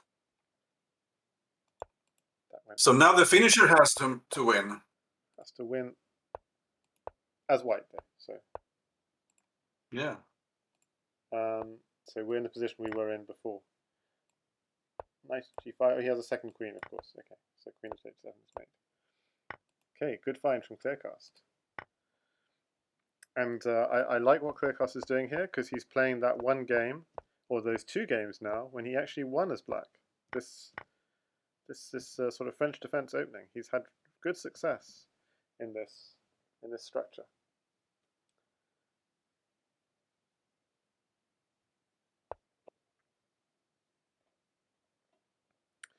So expecting knight takes knight and a repeat maybe, but this is also looks solid. Actually, I think Black should keep his knight on e4 and invite white to capture on e4.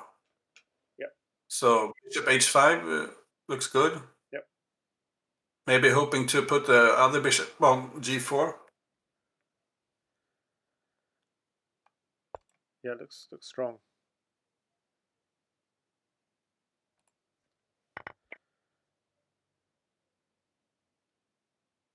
Well, I feel like Kleerkast. Okay, maybe it's better for white for the engine, but I feel Kleerkast is in his comfort zone, at least, in this sort of position. It looks very playable for black. Yeah. And maybe now this is the time to take on c3 and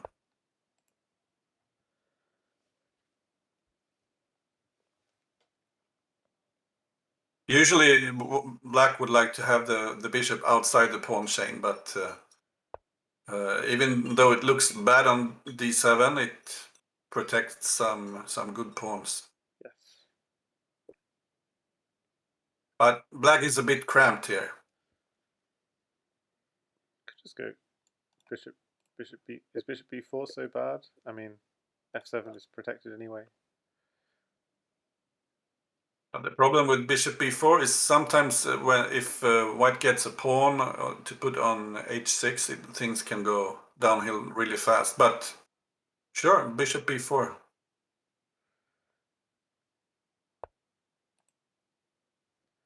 And he played the more conservative bishop e7. But now, maybe f3. I was thinking h4, but yeah. But f3 comes indeed. Takes. He has a very healthy space advantage, white. It's a classic French defense setup. Except somehow the bishop has managed to get to h5. And probably black should try to put the rook on b8 just to have... yeah. He put the queen there instead. Maybe Give his king some left. trying to create an escape route for the king. Yeah. But if white got the chance to play rook b1, he would be better everywhere on the board. So it was necessary somehow to prevent rook b1. But now it's really easy to play white.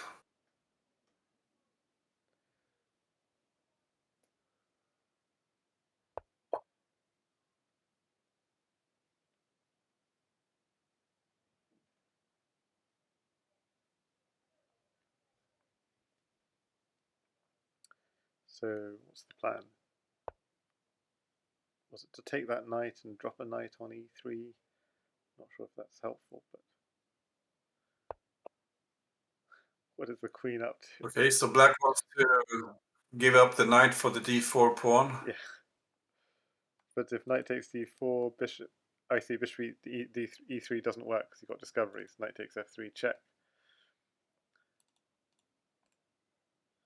Maybe white should play knight f2. Okay, now that's good also. Taking on d4 is not so good now because white has bishop e3. Yeah, bishop e3 will come.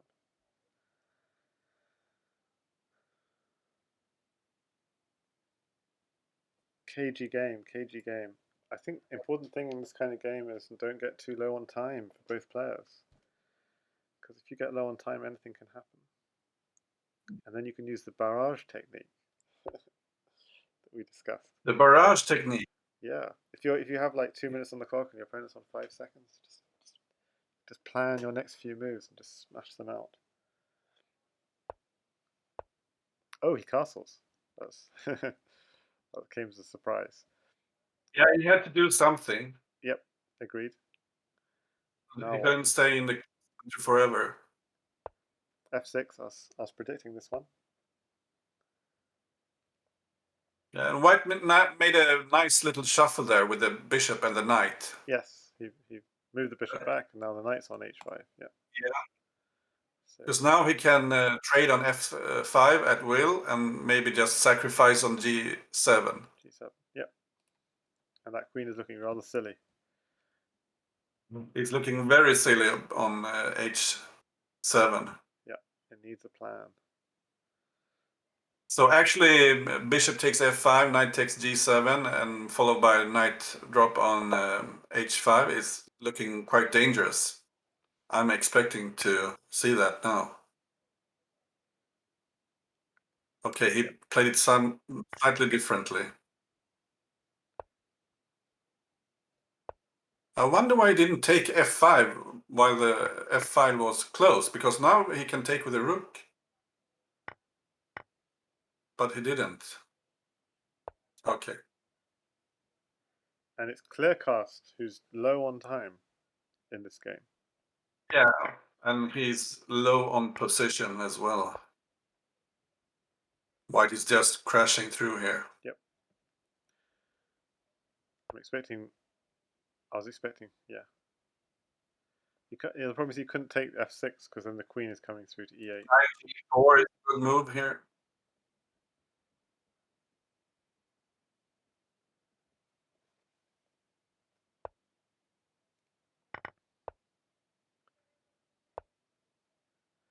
Two seconds on the clock.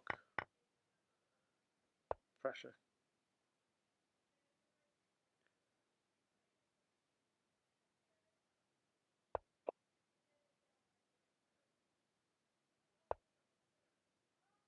Knight h6 is a problem. Yeah. So 8-8. And what's the longest match in the history of the World Championship? It's more than 10-10. Okay. It was actually the longest match in history was not in the double elimination. It was a preliminary qualifier for the double elimination in 2018, I think, between two like 1400s or something, and they went to something like 13-11. Mm-hmm. And it was kind of sad because the person who lost had a mate in one. But it was sort of hard to spot mate in one. It was a pin piece, and instead got a draw by repetition or something. So the final score was something like 13.5, 12.5, 11.5. I'd have to look it up exactly, but. And speaking of pin pieces, I don't. I think the finisher has a very good approach in this opening. The pawn on g3 is weak. Yes. Because the f pawn is. And actually, he might consider just taking g3 now. I think it looks good. Knight takes g3, bishop takes d8, and just take back. Yep. Interesting. Looks very, very dangerous.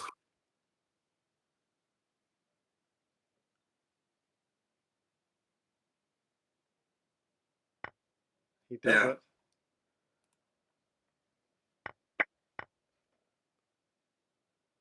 This looks good just by principle. You don't have to count anything. Black is super safe, and the only piece white has to drop is a queen. And it's defenseless against all these minor pieces that black has. Yeah.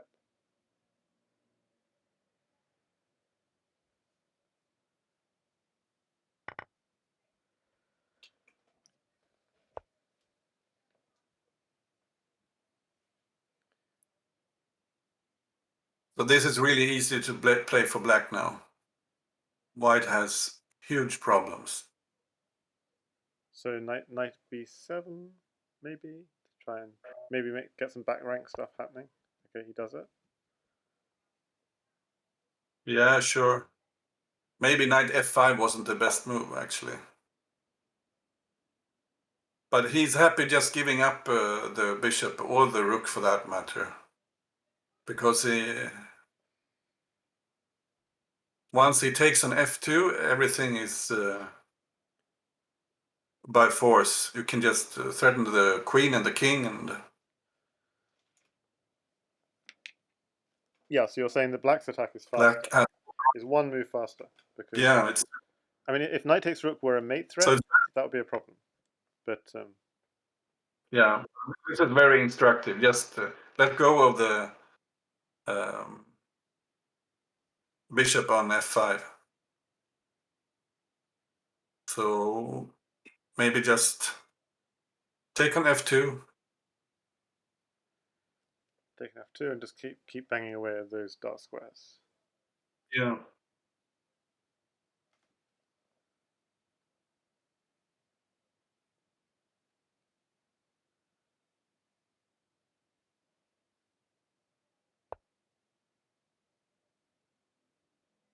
So he does it slightly differently, but it looks good. Just taking the queen, and white can't take back because it's mate.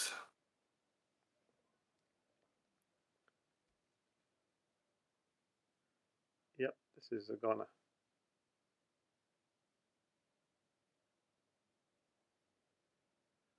But I don't know what. Yeah, rook g2.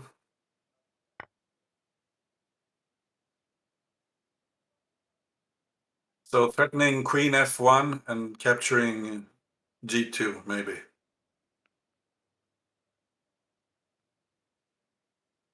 Yeah, it looks like mate. So that's very difficult to defend against.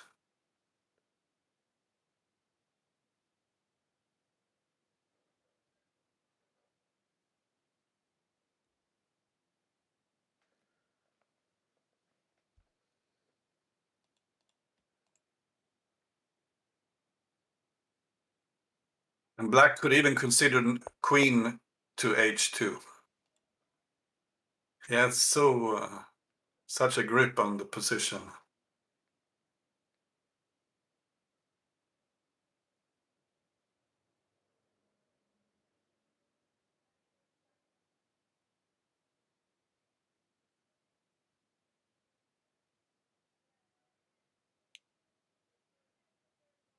And now it looks like it's mate.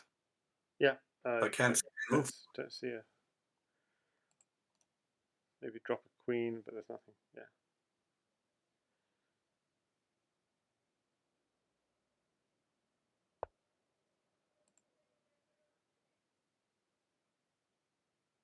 So simply knight h4 and pick up the rook on g2 maybe.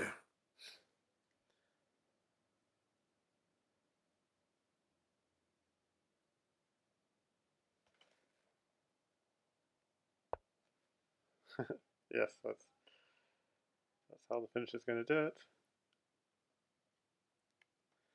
Took a look in my crystal ball and found the move. Yep. Yeah, this is over.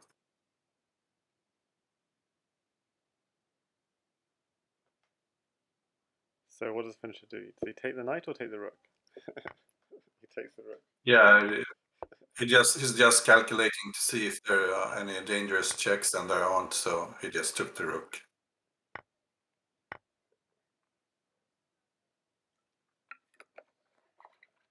So he's been in quite aggressive form today, I have to say.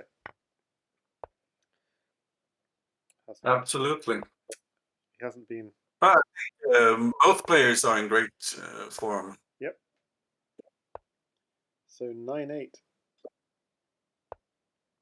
And Kleerkast has to win as black again.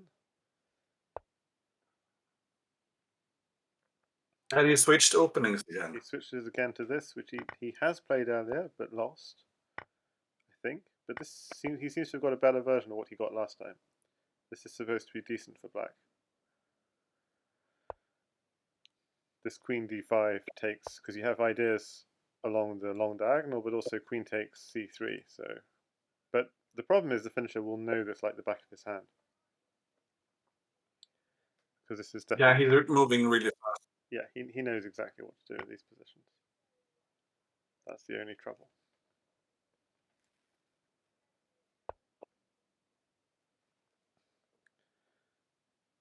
And maybe they got out of the book now.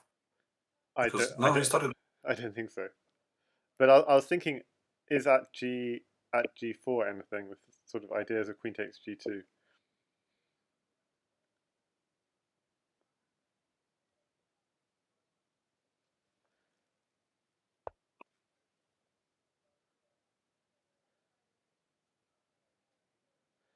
So Kleerkast might be out of book, but I'm sure the finisher knows. Well, he spent some 15, 20 seconds there thinking. Yeah, maybe he's out of book now.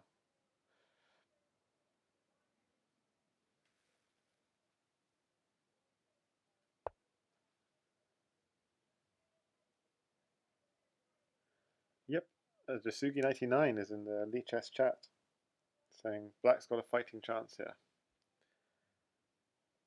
Yeah, this queen. Yeah, if you can do queen d5 takes c6, I think the finisher knows there are ways.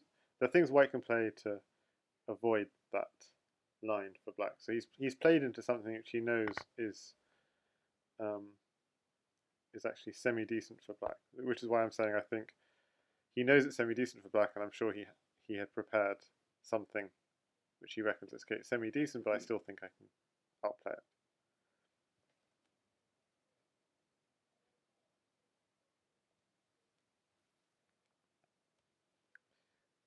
People are talking in the chat about. Knight F4 is very good because now white gets to place all his pieces, and black is behind in development. I wonder if d5 is coming.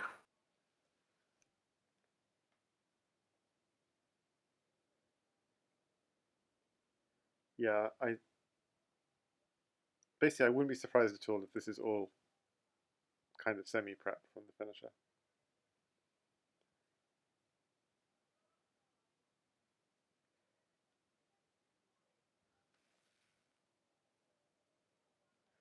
And Legion Destroyer says Castle's Queenside coming in response.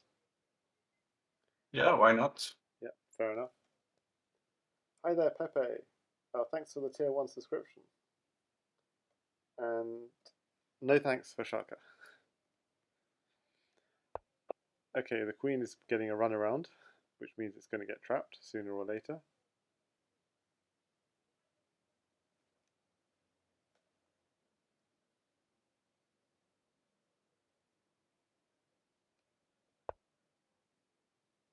Yeah, so now d5 came. Oh, and thanks, Jonas, And guys. wrong. So we didn't see a queen. I thought the queen would be hit again with like knight at b3 or something, but d5 came first, Castle's queenside, as Legion predicted, and then he's hitting the queen again. And where does that queen go? It's looking very uncomfortable.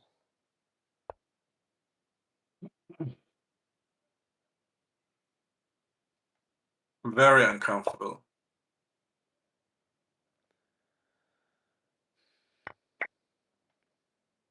Takes. Pawn takes. Or you could even just take on e6 with a knight. I don't know why he didn't play that, because bishop takes and just simply queen takes d8 would be. Yep. Killing. Yep. So this is the finisher to win the match this game, and it's looking good so far.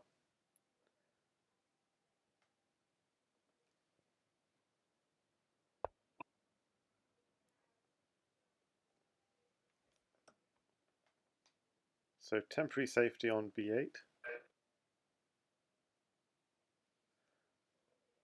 Yeah, I mean, there are too many weaknesses, not enough pieces. There's nothing good about this position. So yeah, knight takes bishop, e6 is weak. So just knight takes pawn as well. Yeah, this is good because the king's Yeah, got the rook on d8. rook d8 hangs.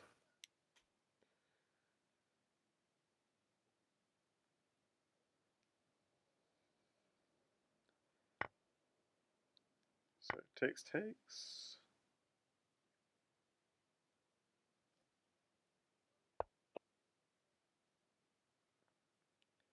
Nice try. what do we do here? King f1 or take it? Aha, king f1. You can play bishop c4 check, maybe. Oh, that's tricky. Win the queen. Ouch. Oh no, you don't win the queen. Drop on d3. Yeah. Okay, so we get this instead. So he got his swindle now. Is there anything to it?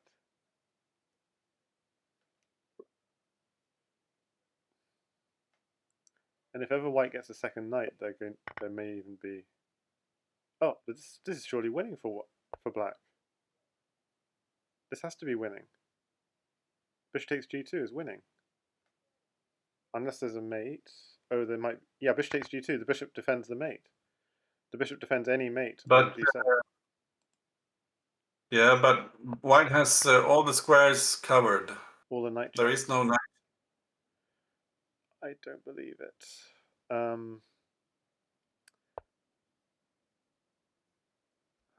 Yeah, that's the way to lure away the king. But he would have needed another pawn.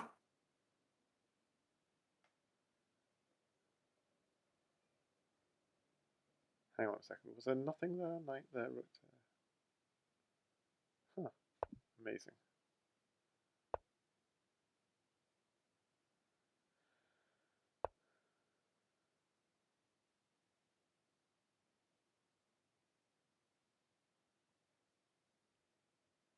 But the problem is g7 isn't covered, so rook takes knight wins. Rook takes knight. It's no longer check, so you'd have a mate with knight at a6, knight at c6. Would have been simple. Okay, now the queen is covering. Yeah, bring the queen back into the defense. Now the queen is eyeing b7, Yeah. So now, which is good. Exactly. Yep. But he's way behind on material now. He doesn't have enough to get the mate. No. So he's safe for a move or two, but it's not enough to get mate. That's it.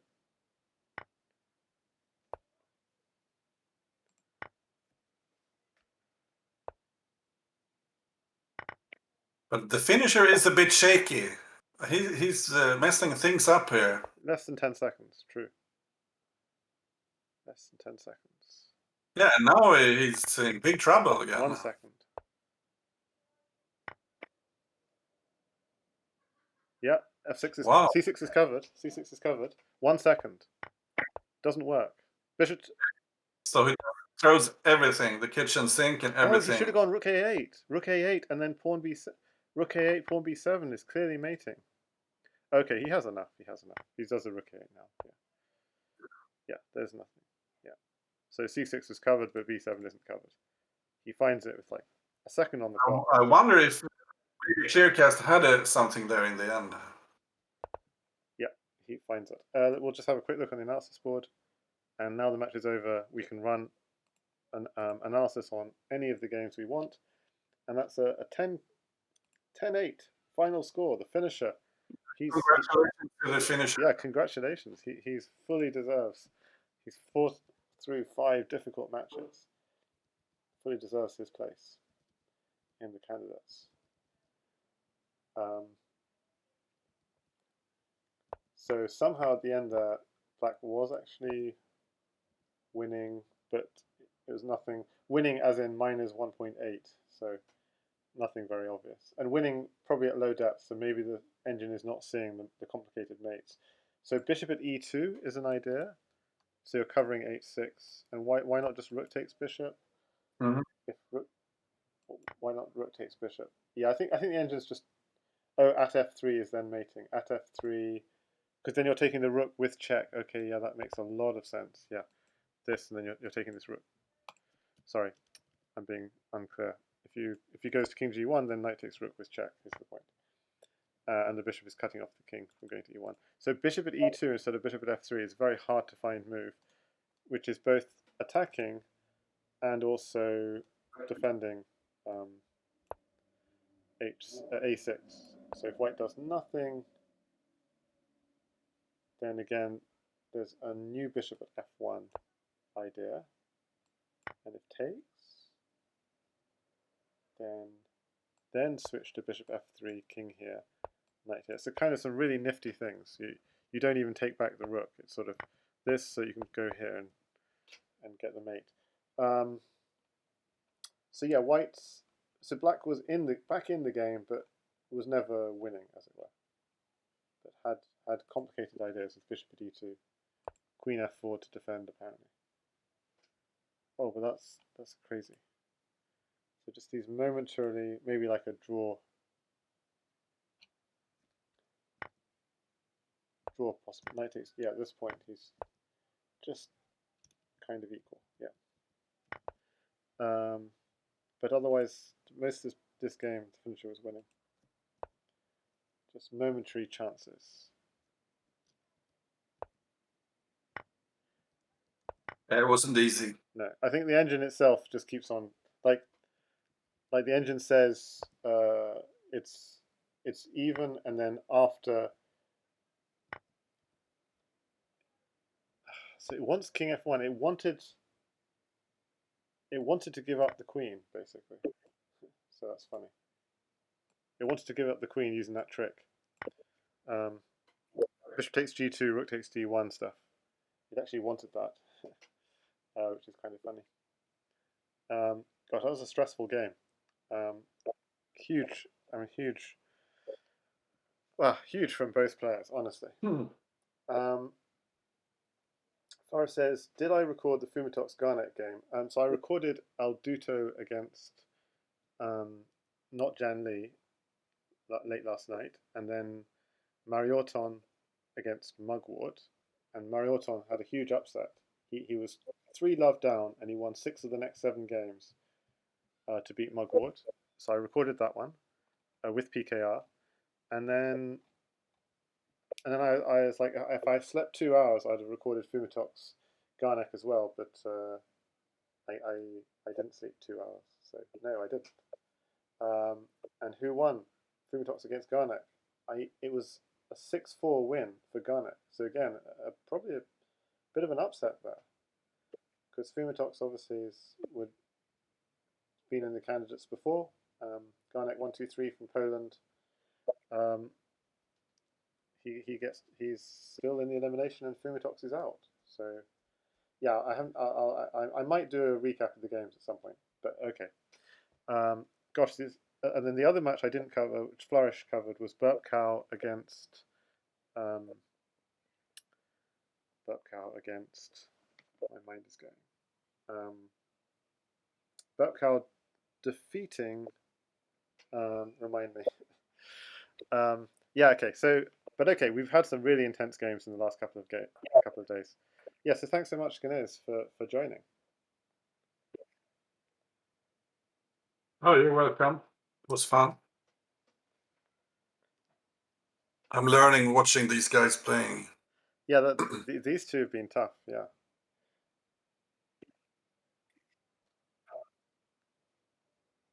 So what I should do here is bring up the spreadsheet of how everyone's doing. Let me see how I can do that.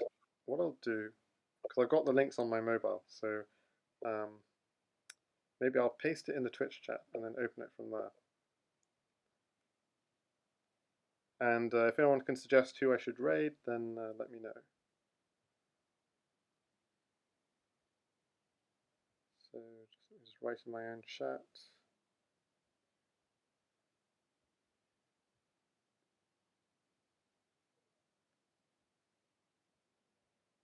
Struggling. Any suggestions?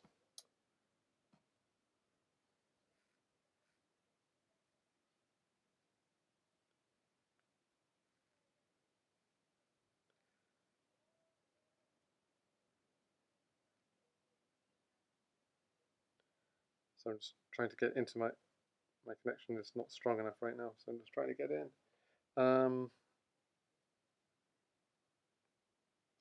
Do you want to raid someone? Yeah, I'm going to raid someone. Oh, thanks Pepe for the raid earlier. I didn't see that until just now. I'm not quite sure why. And yeah, so if someone wants to suggest who I should raid, let me know. And while we're doing that, I'm going to also just bring up the spreadsheet of just the last few games to decide the candidates. And let's see who's streaming now. The World Cup is happening. What else is happening now? I think most people are watching the World Cup right now. So, but okay, let's. I think my connection is just really slow. Otherwise, I'm going to bring up the. Yes, here it is. The stuff for the candidates. Okay, so Upper Wazen is through as the finalist last year. Katask, Dog Answer, Variance Only, Bugzilla, Janley, Mariorton, TheFinnisher, and Zixon are through from the winners bracket, and there are also going to be 4 players through from the elimination bracket. And who are those 4 going to be? How do I? I'm gonna have to. So let's just show you. We're now into rounds 8 and 9. We're going to get Antic against Garnek 123 in round 8. So that's going to be this coming week. And the winner of that is going to play Burp Cow, who just defeated Morlock yesterday. Yeah, so that was the match I was talking about. Yeah, Burp Cow. So Morlock was really playing very well. The first couple of games, I think, gnejs, I saw you in the chat saying Burp Cow doesn't seem prepared for this match. He's sort of taking ages playing his moves. And I think it's maybe he wasn't playing his usual openings, trying to dodge Theory. What did you think of that match? Because Burp Cow came back and then ended up. Yeah, and then actually I went away, and then Burp Cow must have started playing better.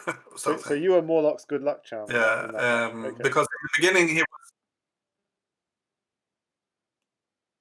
So you got cut. Yeah, Morlock played really fast and better openings in the beginning.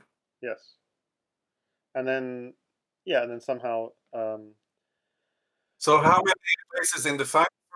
So they're going to be 13. So how many places in the final from? 13. So how many from the elimination? Just 4. So it's going to be the winner of Antic against Garnet 123 plays Burp Cow for an elimination spot. It's going to be Blitz Bullet against Alduto against the winner of Bughouse and what we're going to see really late tonight American time, Mini Great and Spinal Tap will be a second spot.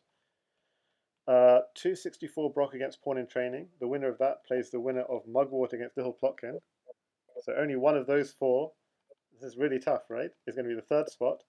And the 4th spot is going to be the winner of Kleerkast PKNM against Schwanet. So, because Schwanet's already through to round 9, to the final round. So, those last 4 spots are really hard. It's going to be really tough. But that's where we are.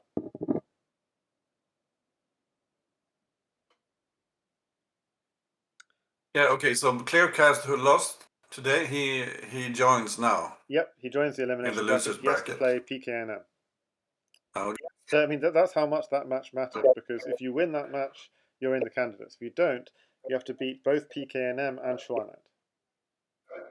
So that's a big ask. Okay, PKNM maybe, but then Schwanet as well. I mean, it's possible. Playing like he did today, it's possible. And by the Schwanet, if you remember, he went down love 6 to Zixon in the main bracket. So that was a huge result for Zixon.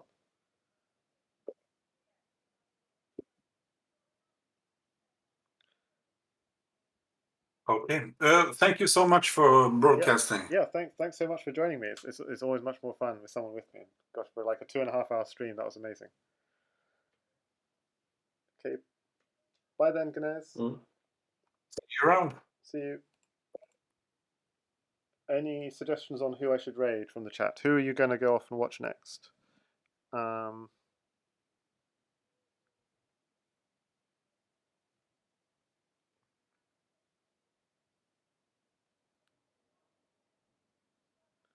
Any suggestions? Or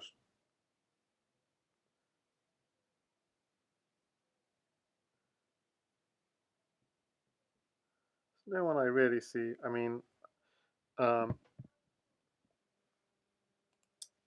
I mean, lacking anyone else, I could just raid. Let's see, someone who's covering the FIDE World Cup. I guess that's what a lot of people are interested in. So let's just raid that. Raid Chess 24, and Does that work? Yeah. Okay. So we can see what's happening in the World Cup, and what other action is happening later today? Yeah. So the next is Spinal Tap against Mini Great. Oh, Terra 87 against PKR 5025. Oh. Wait, maybe. Hang on a second. Maybe we cancel this raid. Maybe we have something else to look at. So we had a couple of games of Crazyhouse 960 between PKR and Terra 87. So maybe we'll just have a quick look how those went earlier today. So I'm sorry, my connection is really slow. So I'm gonna cancel the raid. I'm going to just quickly show you what's happening in the Crazyhouse 960. This is going to take a couple of seconds because my connection is slow.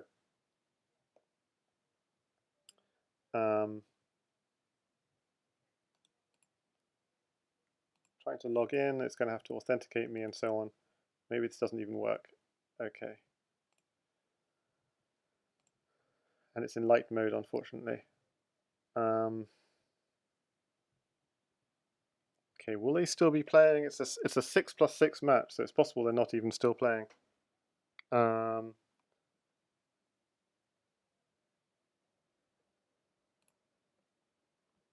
I need. Okay, this is not.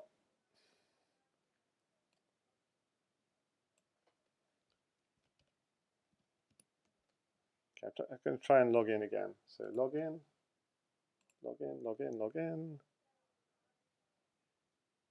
So this is going to take a couple of seconds as I try and. There we go. So you can all see my password. Authenticate. Yep. Authorize. And background dark, of course. And let's go to players. PKI is still online. That's great. And they are playing right now. Okay, that's very exciting. So Terra 87 is going for the clean sweep on board 2. On board 1, Fumitoks unfortunately lost his CWC match, but he won every single game in Crazyhouse 960. And Terra 87 is going for the same. He's won 5 out of 6 games in his Crazyhouse 960. And here's his 5th game, which he just won. He picks up the queen, and PKR goes for a counterattack, but I think, yeah, just about safe. But yeah, PKR doing good stuff, but down a lot of material is the problem.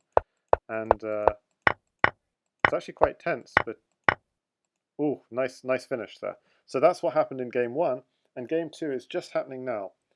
PKR is white against Terra 87, and Pepe says, so sad that final blunder, I thought he had it. And so we'll just go back to the initial position. What do we think about this initial position? The bishops are pointing towards the king side. You probably want to develop the queen out this way. There are no real weak squares, so these pawns are defended. Every pawn seems to be well defended, but this is a sensitive square, what Joanna likes to call a nervous pawn. So goes for this. So we're watching from PKR's perspective. PKR is white in game 2. And as I said, if Terra wins this, he gets the clean sweep on board 2, winning every single game in the league.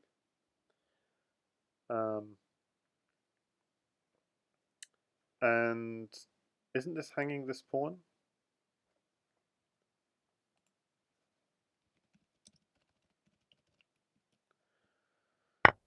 And indeed, PKR takes that pawn.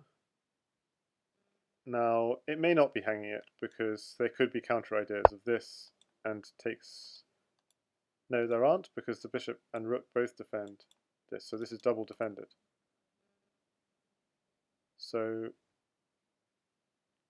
what is the idea? This could be an idea. Takes. But also, at any point, white can just take this knight and then with tempo, because with a check. So all good so far. You might think, oh, it's just a pawn, but that means you have one extra pawn, your opponent has one less pawn. So on the one hand, material doesn't matter so much. It's just Crazyhouse, anything can happen. On the other hand, I mean, it can be the difference between winning and losing a game. If you have this in a tight position with not much material in hand, the pawn is that one piece you can attack with. And this looks crushing, to be honest, for white, because so black will be desperate to sack a piece for 2 pawns to break open the center. Very direct here from PKR, just going for takes and knight here. And I'm saying that black will be desperate for something like this, just to try and this is also positional. Even if there weren't a knight at c7 here, by the way, this would be a strong positional move, because if you take here, this bishop it's going to take a lot of moves to get out. Yeah, raid cancelled because I'm continuing the stream for a couple of minutes as we watch PKR and Terra. But if anyone else is streaming who you think I should raid after this match, then let me know. So this is like the after show of TheFinnisher winning against PKR, against TheFinnisher winning against Kleerkast, rather. We can't just stop after 2.5 hours, right? It has to be a 3-hour stream. I'm just joking. So you see, I did tell you he had to break the positional bind, and Terra did that very impressively with just a very defensive move, takes this, and then he sacked. And I think I would have tried to stop this sack, knowing that Terra was trying to do it. Now, I'm sure white is still much better, but let's see any comments about the victory. Kleerkast says, "Oof, takes a lot of energy." And Opera said, "I had to eat, I came back, it's still going on. It would be cool if 20 games were reached, but 18 is quite a lot." Great match, said Joanna Tries. And some very tough matches coming up in the losers bracket, says Zixon. Yeah, I don't like calling it the losers bracket. I think that's... I'd say I like to call it the elimination bracket. But this is just being politically correct, some would say. Seaflower says, update stream title. No, this is still the after show. This is still the after show of TheFinnisher beating Kleerkast in the Crazyhouse World Championship. We're just waiting for someone to suggest who we should raid after this, and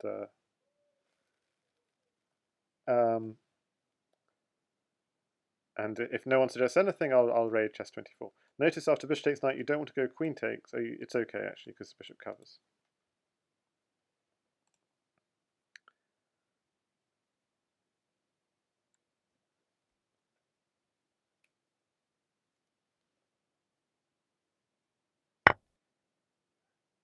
So just check the last few moves. Oh, I didn't mean to go back that far.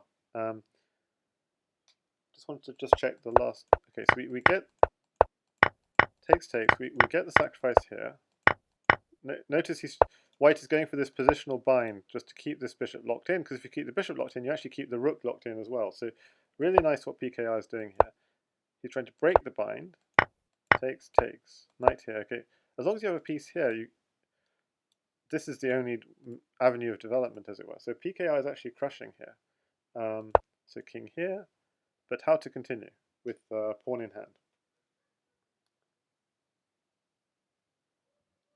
Hi Bakus, good to see you. We just witnessed an epic battle between TheFinnisher and Kleerkast. The Kleerkast, unfortunately for him, going down 8-10. And Pepe is suggesting maybe pawn at d6 instead of knight at d6. But knight at d6 was played just to stop the king from castling ever, so the king is kind of stuck. And Baku said, I heard. So this square is very interesting. It's defended, but it's just very interesting. Can we just go straight in with the pawn here? If we had a second pawn, we could maybe do this, but otherwise, maybe the knight just moves somewhere. But where? It doesn't really have a square to go to, so this is good. It looks good. And even this is an annoying move. Yeah. Oh, I see. I was thinking this, but then this. But is there anything? Knight takes knight, bishop takes queen, rook takes... He's going for this, and I think it's okay. Rook takes, pawn here, we can just take it. This, I don't know, bishop here, king is sliding away, so not completely obvious. But I don't see how to stop the king sliding away.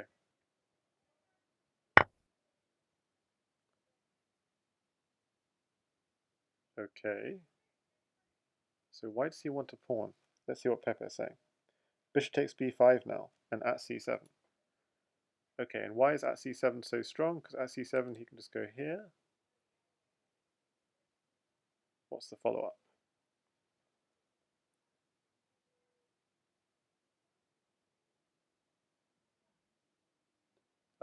Good luck, language learning person in the chat. Toronto Maximus. I don't know, it depends on whether you know people who know those languages. I mean, if you know people, it might be fun.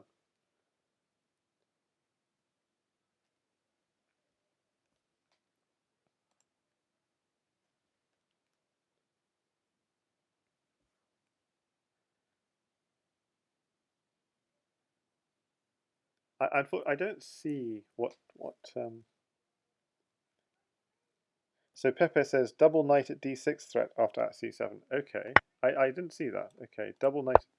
Yeah, I didn't see this one. Knight at d6. I hadn't seen this. So takes, and then step up. Interesting.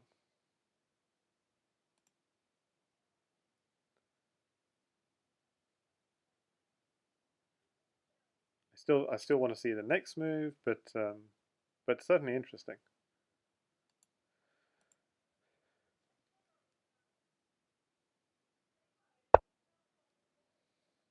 So he does it. The thing is, black has a lot of material, so I don't think this is mate. So I'm slightly worried.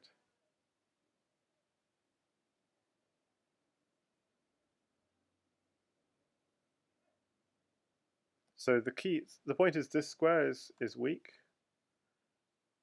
So there could be moves like drop here and then drop here and then drop here. So you have to defend one of those three squares at least, and more if you can. And you don't really want to hang your knight or your bishop either, but you don't really have that much choice. So the problem with this is I think he hasn't found a mate, and I think now white is just going to go on a counterattack. And it's going to be trouble. Yep. That was a simple solution actually, just getting rid of the attacking piece.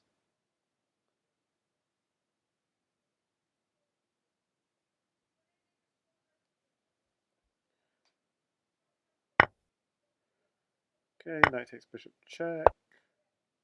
Bishop here.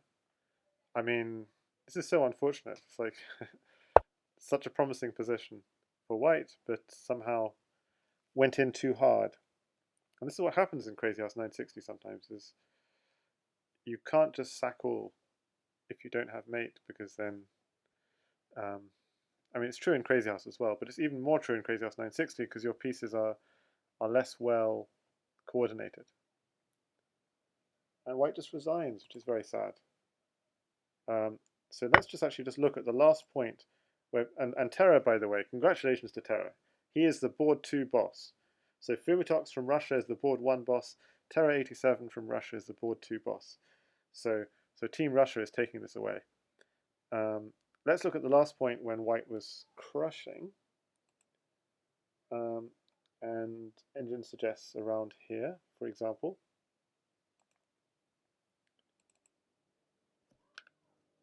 If I can just go forwards.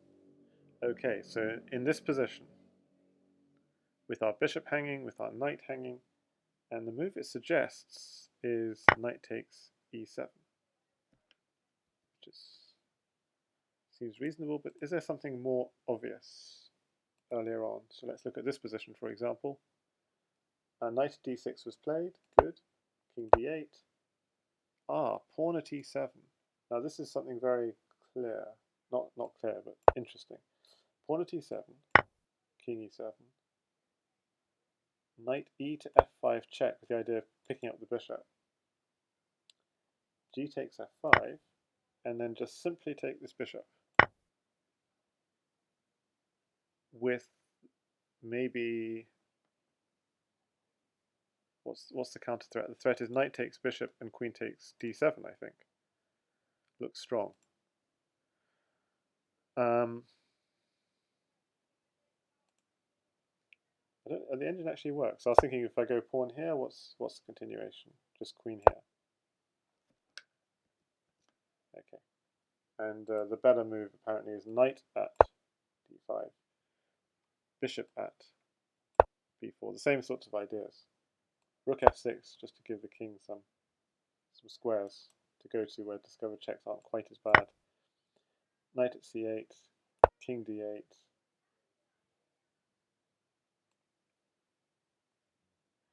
Knight b6 it wants. What's the idea? Knight takes bishop, bishop at e7, king e8, queen takes b6, threatening a mate here. Okay, unclear. But it was just taking all the pieces. Okay, well, really well played, Terra, and that's 6 out of 6 from him. So congratulations and hard luck, PKR. I think both games, PKR put up a really good fight. And if anyone checks out my gnejs studies, you can see a study of all these games. So anyway, so someone should suggest. Let's just have a look at game one. Was there a critical point in game one? Someone should suggest if there's anyone I should raid. And in the meantime, I'm going to go back to gnejs and just put this in on my studies on gnejs. So PKR is black. Was he doing well at any point? So here, for example, rook at c1 check. Bishop at b1 is correct. Rook takes d1 is a mistake. So you need rook takes b2 to keep coverage. Okay, unclear. So was there any point? So white was always doing pretty well this game. So Terra was always doing pretty well this game, but apparently there was a moment here when black was doing pretty well with rook at c1, bishop at b1, and rook takes b2 apparently is an idea. So I don't see, so still it seems white's doing well actually. So rook takes c1, pawn at d2. So this was the one idea. Okay, I just lost it.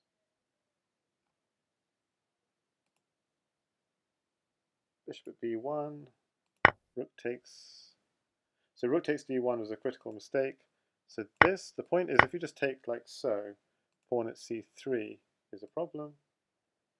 King takes rook and bishop at b2 apparently. King c2, bishop at a4, and then take the knight. Okay, so this is still a game on. Whereas what happened in the game is just he took the rook, which is very natural, but the problem is there's a mate in 3 now with bishop takes b6, and it opens up this incredible incredible diagonal that I can't draw straight. And so queen takes is checkmate. So that's what happened in game one. Let's just open my studies profile, studies, Crazyhouse 960.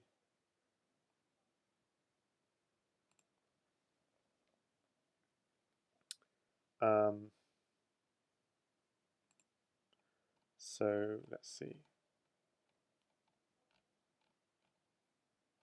So no one's added the Fumitoks games either.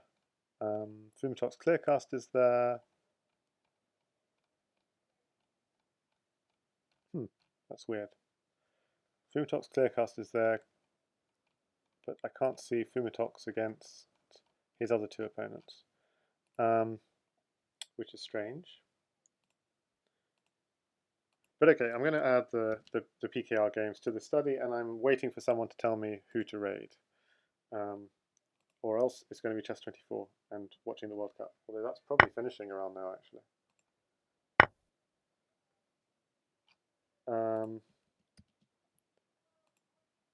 Okay, add chapter, paste, go.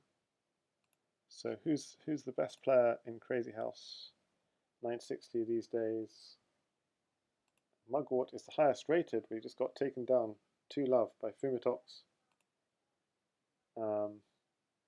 So they're playing casual though, so Mugwort kept his rating. They should really play rated.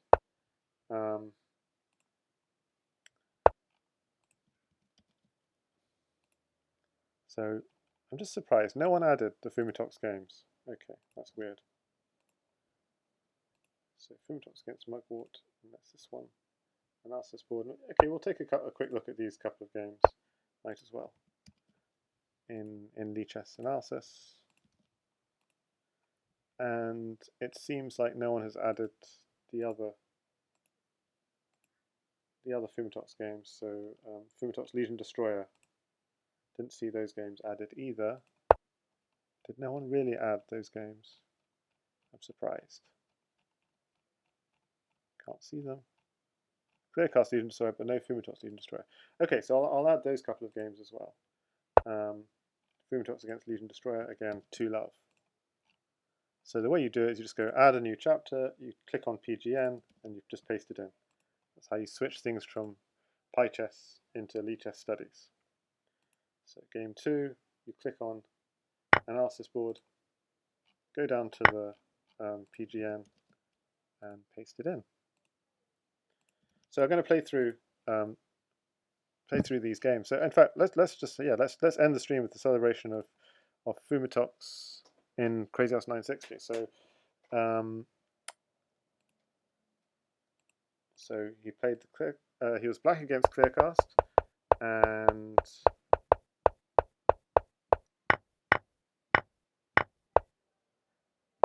looks like his king is in a little bit of danger, but he's fine. Gives up the queen, but actually seems like he's safe, and now he has a counter mate. Oof. And Kleerkast sees the mate and resigns. So the mate is takes c4, takes knight at a5, step up, bishop here, step here, and pawn here, checkmate. So that was game 1. Game 2, Fumitoks against Kleerkast. Again, he throws in that check. The king looks slightly weak on g7, but as we saw, it's not necessarily a problem. This looks dangerous with some possible discoveries, with the knight opening up this diagonal.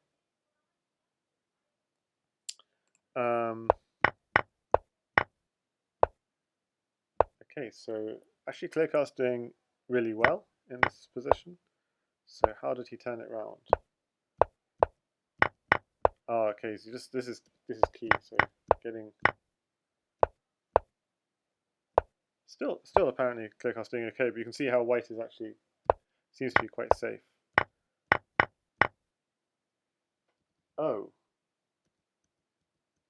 so the critical point was this blocking. So as a rule, you should always block checks. I mean, this is like beginner Crazyhouse, but apparently King c7 was the move. Bishop d3, and then crashed through. So why? Because the point is we still have bishop at b2. So why can't you take it? Because queen takes b2 apparently is mating. Can we get some more lines so you can see how critical this is? Knight takes d3 is also mating. I think that feels okay. That's actually not so clear because bishop takes back. Okay, so queen takes rook apparently is mating with. Okay, we can get a pawn here. We can get a rook here. Pawn at c3. Pawn at b2. So it's sort of back rank mate ideas. Okay. Okay, so we can see there's a back rank mate. But for that we do need that pawn. So by giving away this pawn, that was a problem. And then he had to go here anyway. So why couldn't he just take here? Because then queen takes knight is check, and white would be winning. Okay, so that's really important to step out this way to avoid queen takes knight check. And did white not have a better move in this position? Not really, because yeah, interesting.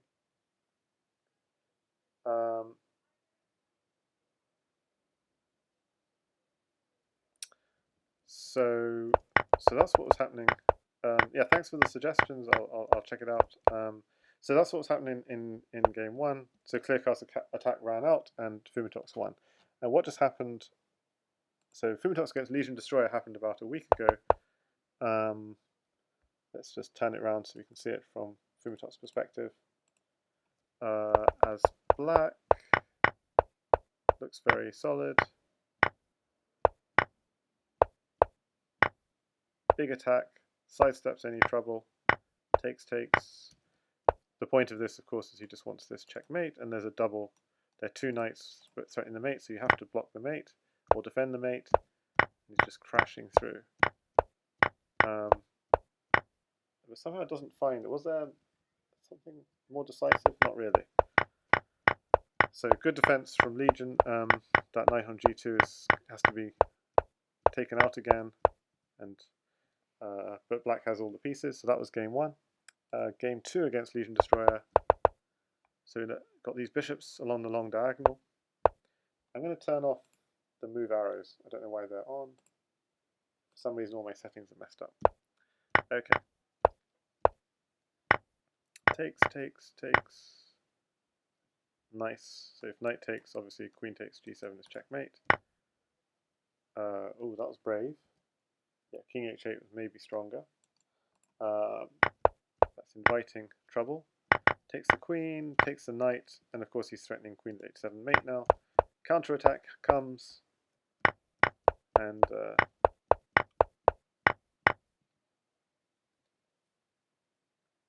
everything's defended.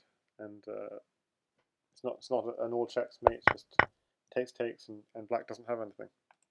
So that was the second game, and then just like early this morning in the Mugwort played against Fumitoks before Fumitoks then went on to play his CWC match, which unfortunately he lost to Garnet 1-2-3, and Fumitoks won against Mugwort as well. And so Mugwort's had a bad day because last night, or his morning, he lost to Marioton, and now he lost in the Crazyhouse 960 as well. So he's had a rough time. But Fumitoks also did well in the Crazyhouse 960, but unfortunately lost in CWC.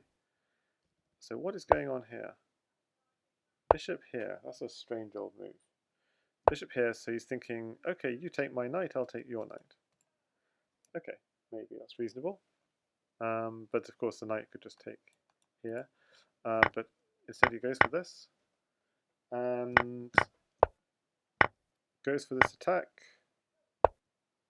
Okay, I'm not sure how helpful it is going this quickly, but we're just trying to get a flavour.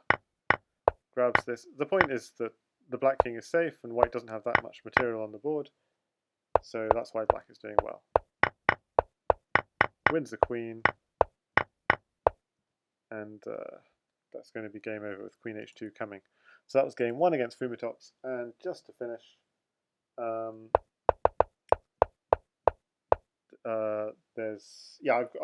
know when you're playing c-flat. I'm not sure if I'll be awake, but I am aware. Takes. Huh. Here, takes.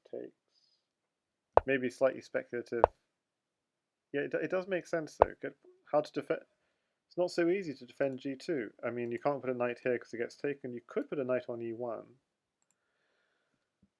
But instead he does this, and this looks dangerous for what? This looks like black might be doing really well, but apparently white is still surviving, and goes on to win this. So how does he do that? just it's a tense game basically. But White's got all his pieces around his king and is sort of defending well. He's just won a piece, so suddenly it's looking a little bit more unclear or better for White. Going for a smothered mate, knight takes g6, takes the bishop, takes back, takes g6, queen takes rook, and then it's game over. Well, Black resigns. What is the finish? The finish is, well, we could just take, I mean, the simple thing to do is take the rook and say Black has no material in hand. So that's why the resignation came. But there were other ideas, apparently, like this, give up the queen, go knight f8 check, double check, so king h8, rook at h7, this, and this smother. That's what you do if you're an engine. But simple human moves would also work. Just simply take the rook. And then knight f8, rook takes at g6 here, rook at h7 here, and you have a second rook, so that makes it too easy. So we go here first, but then we got rook at h8, king takes h8, rook at h7, king g8. We've got 3 rooks even. So you get so that's kind of silly. Because I was thinking you might need to go at f7, but that doesn't work basically. So you have to do this very silly mate with 3 rooks. It's kind of funny. Okay. Yeah, 5:45 in the morning for me, exactly. So I'm not sure I'm going to be streaming that. Okay, so it's been some interesting games. The finisher is through to the candidates. What other news do you have? Some update from Michael himself. He says, "Thanks, that was intense. Happy to win, but it could have gone either way." I know, that was a great game. Okay, so time to raid, and I saw a suggestion for Jeffrey. Let's see who else. Let's see if I can find if there's anyone else. There's no one who I'm following who I think really needs raiding. I'm sure the World Cup's ended anyway by now, so that's all not worth thinking about. So if this Jeffrey guy is still streaming, then let's go for it. Let me just check. Jeffrey.